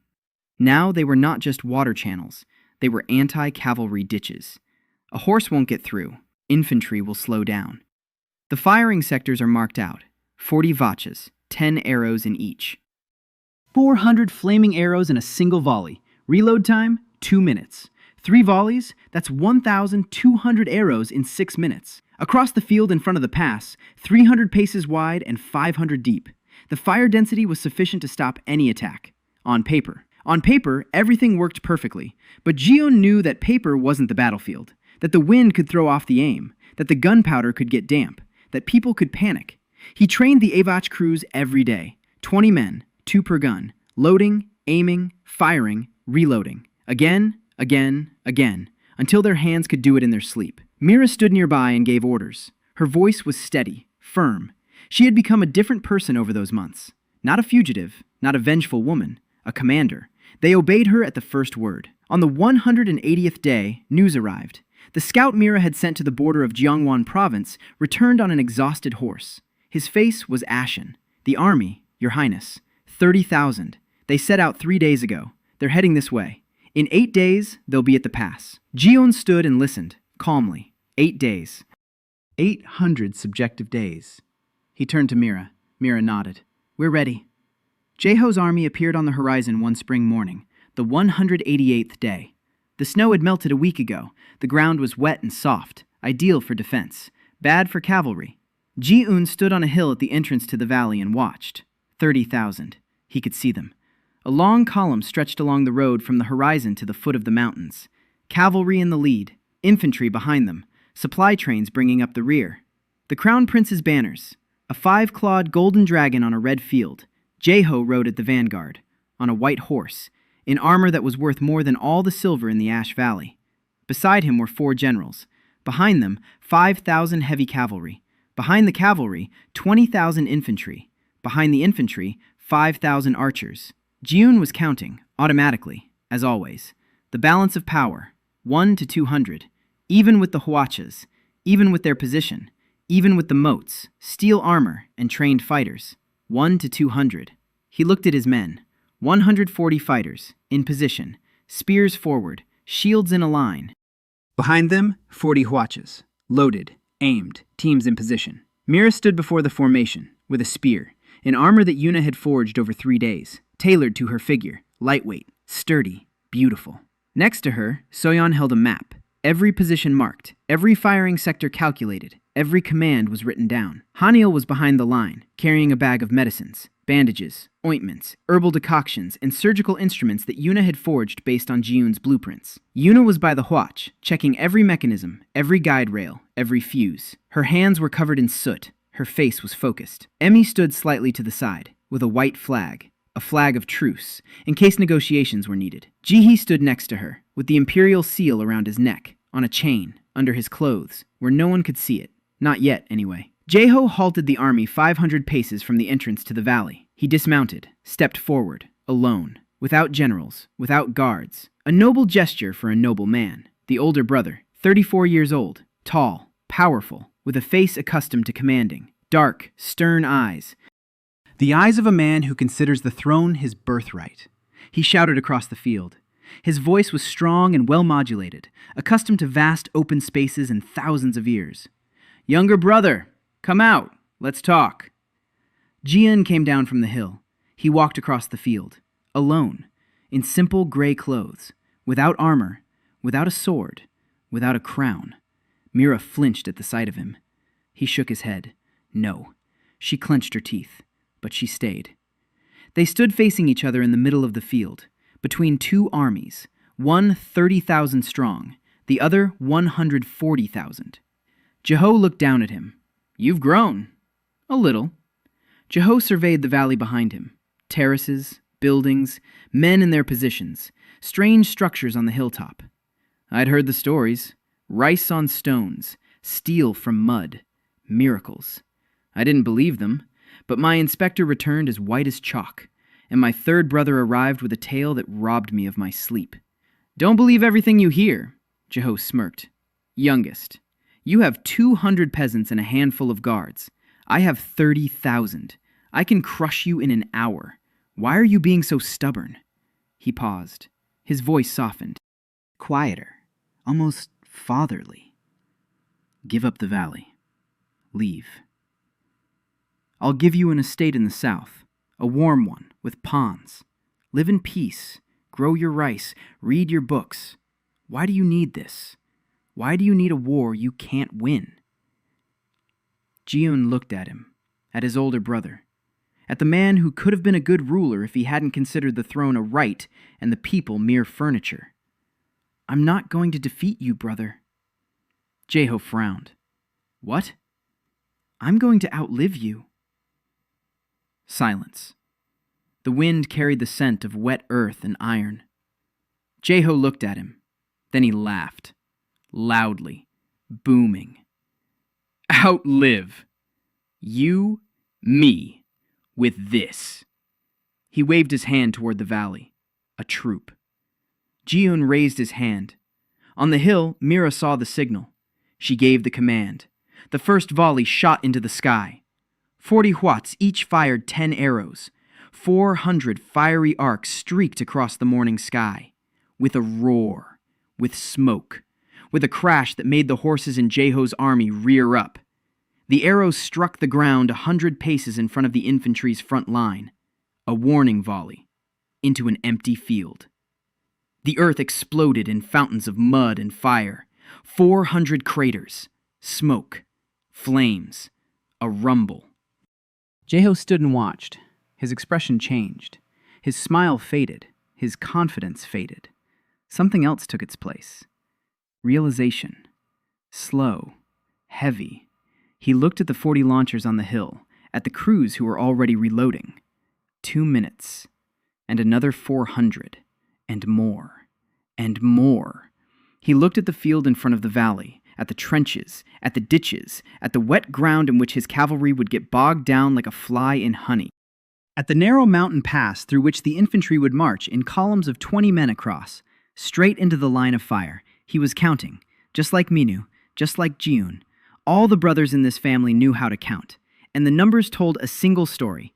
Victory was possible, but the price would be 10,000 lives, at least, for a valley of 15 square barren land, which, for some inexplicable reason, had ceased to be barren.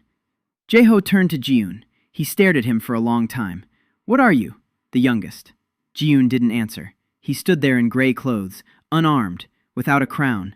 Behind him stood his people, all 6 of them. Mira with a spear, Soyeon with a map, Han-il with medicine, Yuna with tools, Emmy with a white flag, Ji-hye with the seal, and 140 men who, just half a year ago, had been peasants, and the obelisk, a black stone in the center of the valley, which flickered for the first time in 2 years.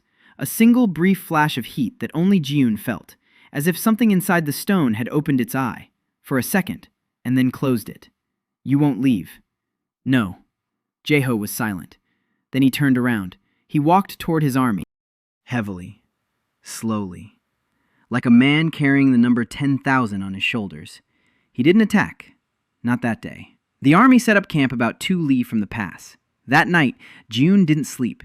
He stood on the hill and looked at the lights of 30,000 campfires. Mira stood beside him. He won't leave.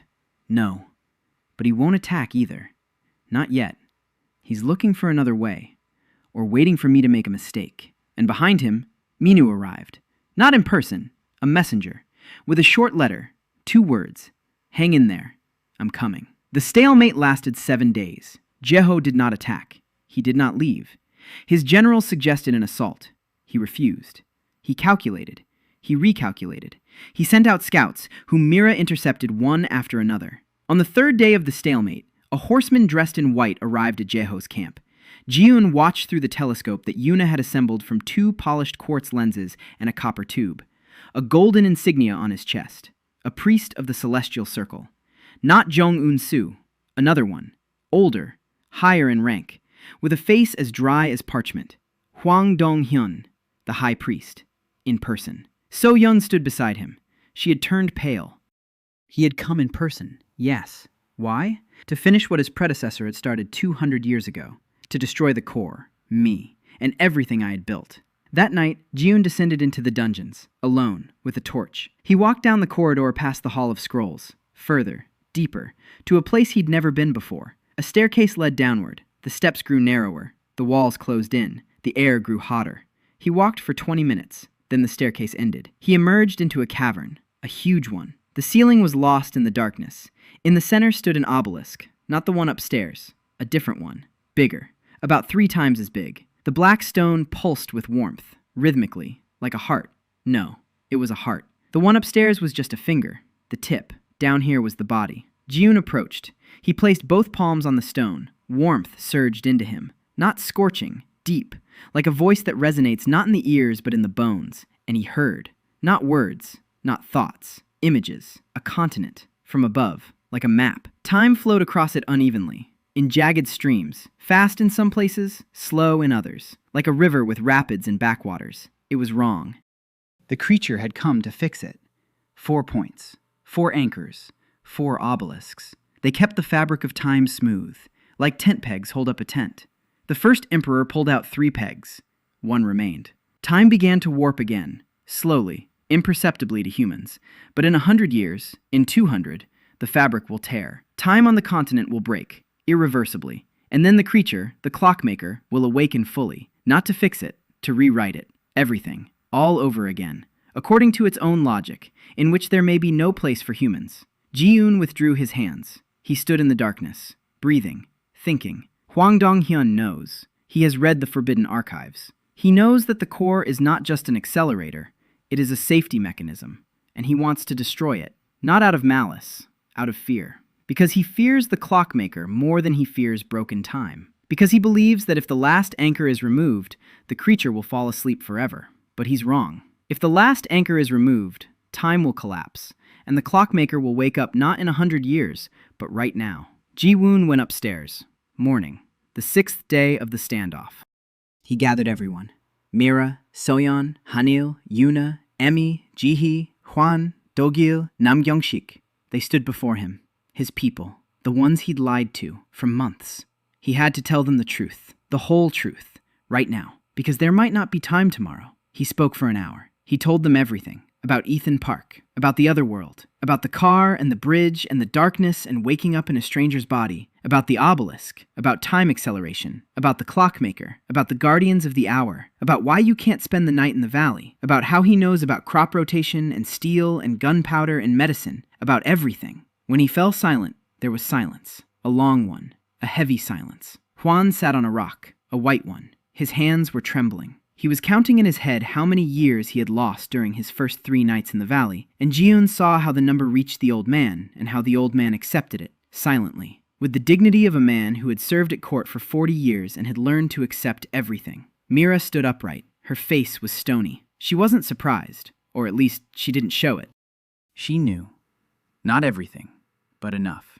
Ever since the day he told her about the dungeons, she had filled in the gaps herself, silently. Just as she did everything. Yuna blinked. Often. Her hands clenched the hammer, then unclenched it. Then she clenched them again. She looked at Ji-un and said one sentence. "I don't care where you're from, Your Highness. You gave me the task of forging." So-young sat with her eyes closed. She was counting. Not numbers. Something else. Then she opened her eyes and said calmly, "That explains the double accounting. You weren't surprised when I showed it to you. Because you already knew." Ji-un nodded. She nodded back, and took out a notebook. "I'll have to rewrite the young prince's instructions, Your Highness." Han-il remained silent longer than anyone else. She looked at him, with that same gaze she'd had since the very first day. A question. Patient. Quiet. The one she'd been carrying for half a year, and the answer to which she'd just received. She stood up.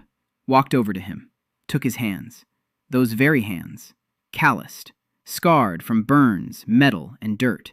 She looked at them, then at him. I knew, not exactly what, but I knew you weren't from here. From the very first day. When you described Taeson's illness in a way no doctor on the continent could have. I've been waiting. Thank you for telling me. Amy was crying, quietly, silently. She understood everything. He, too, was a stranger in this world, just like her, abandoned, lost, having found a home where he least expected it. Ji-hee sat motionless. Then she spoke. Father knew. What? Father. Before he died. He told me one thing. I didn't understand it then. He said, the youngest isn't like the others. Take care of him. He sees what we cannot see. Silence. The wind carried the scent of spring earth and smoke from Jaeho's camp. Ji-un stood before his people who knew the truth, all of it, and yet had not left, had not been frightened, and had not turned away. The 7th day, morning. Ji-un walked out onto the field alone, carrying a white flag, not toward Jaeho, but toward Hwang Dong-hyun. The old priest came out to meet him, gaunt, upright. 60 years old, yet he moved like a 40-year-old. His eyes were black, deep. The eyes of a man who had looked into the abyss, and the abyss had looked back. You know who I am. His voice was quiet, steady.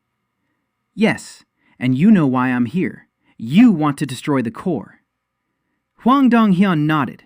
You've read the archives. I have. Then you know I'm right. The creature beneath the valley is dangerous, if it wakes up. It won't wake up if the anchor remains in place. If we destroy it, it will definitely wake up. The priest froze. For the first time, something other than calm appeared on his face. You. Where are you from? I saw what the guardians saw. From below. From the cave. Time on the continent is already breaking down. Slowly, imperceptibly. But the process is underway. The only thing slowing it down is the last anchor, the core in Ash Valley. If you destroy it, you won't lull the timekeeper to sleep. You'll set him free. Hwang Dong-hyun stood there in silence. The wind ruffled the hems of his white robes. Then he closed his eyes, opened them. You're just a boy. How could you know? Because I'm not from here, and I understand what it means to be a stranger in a world that isn't yours. The timekeeper isn't an enemy. He's a mechanic. He repairs things. If you let him work, he'll fix it and leave. If you interfere, he'll break everything trying. Hwang Dong-hyun looked at him, for a long time, intently. A struggle raged in his eyes. 60 years of faith, 60 years of fear, against the words of a 17-year-old boy who shouldn't know what he knows. I can't believe you. Then check for yourself.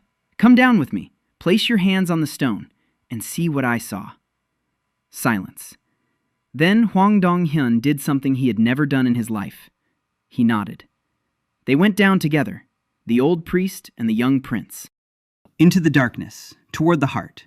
Hwang Dong-hyun placed his palms on the obelisk, and he saw. Ji-un watched as the old man's face changed, as fear faded, as understanding took its place. Then shock, then silence. They came back up an hour later. Hwang Dong-hyun stepped into the light, sat down on a rock, placed his hands on his knees. They were trembling. 60 years. He murmured it barely audibly. For 60 years I've been afraid of the wrong thing. Then he raised his head. He looked at Ji-un. What do you want? Peace. Not a throne, not power. A world where time flows smoothly. Where a clever peasant can sit at the same table as a prince. In which a blacksmith's daughter can forge in the open. In which a woman can count money and no one will call it insolence. Hwang Dong-hyun was silent. Then he stood up, heavily, like the old man he was. I cannot give you that. But I can remove one old man from the path who was standing in the way. He turned toward Jaeho's camp. He walked away. An hour later, Hwang Dong-hyun's white robes flashed inside the crown prince's tent. 2 hours later, the army began to break camp. Ji-un stood on a hill and watched. Mira was beside him. What did he say to Jaeho? I don't know, But my older brother is leaving. In the east, beyond the mountains, smoke rose from signal fires. Minwoo. 3 days later, his third brother's army struck at the rear of Jaeho's retreating forces. It didn't annihilate them, it scattered them. Jaeho fled north with the remnants of his army. Minwoo didn't pursue him. He didn't need to. The crown prince ceased to be the crown prince the day his army fled. 2 remained, Minwoo and Jiun. And there was no war between them.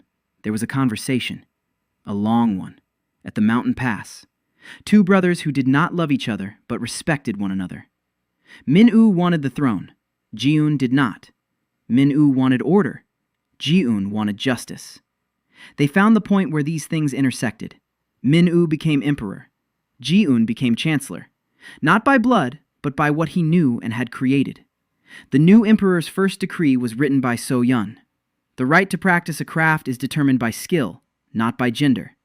The second decree: land tax is calculated based on crop yield, not on area.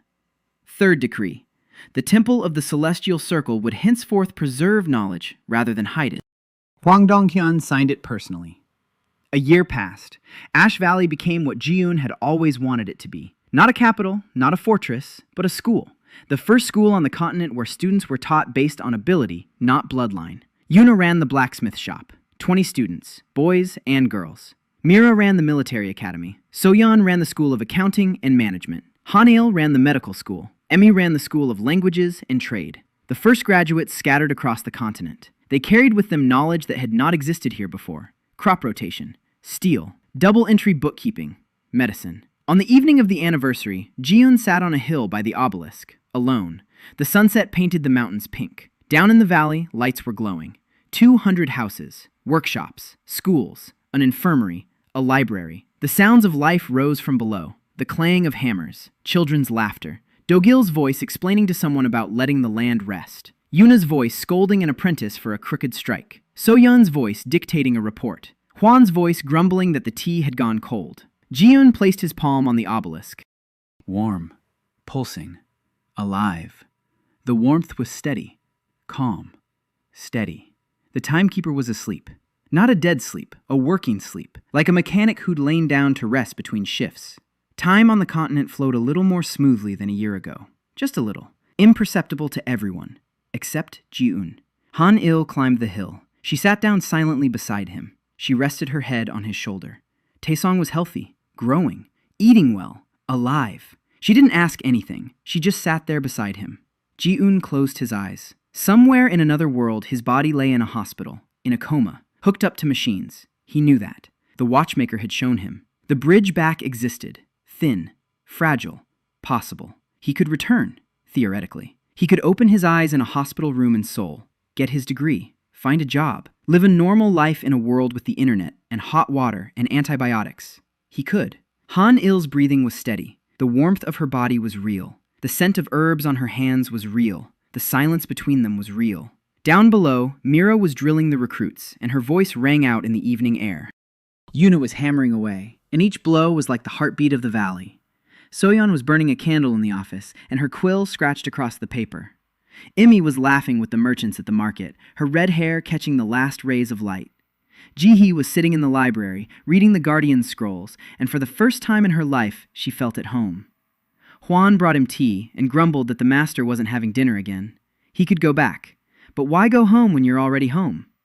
Jiun opened his eyes. He looked out at the valley, at his valley, at the place he had built from ashes and knowledge and stubbornness and love for the people who believed in him when there was no reason to believe. He removed his hand from the obelisk. The stone grew cold for a second. Then it grew warm again, as if it were saying, "All right, stay." Jiun stayed.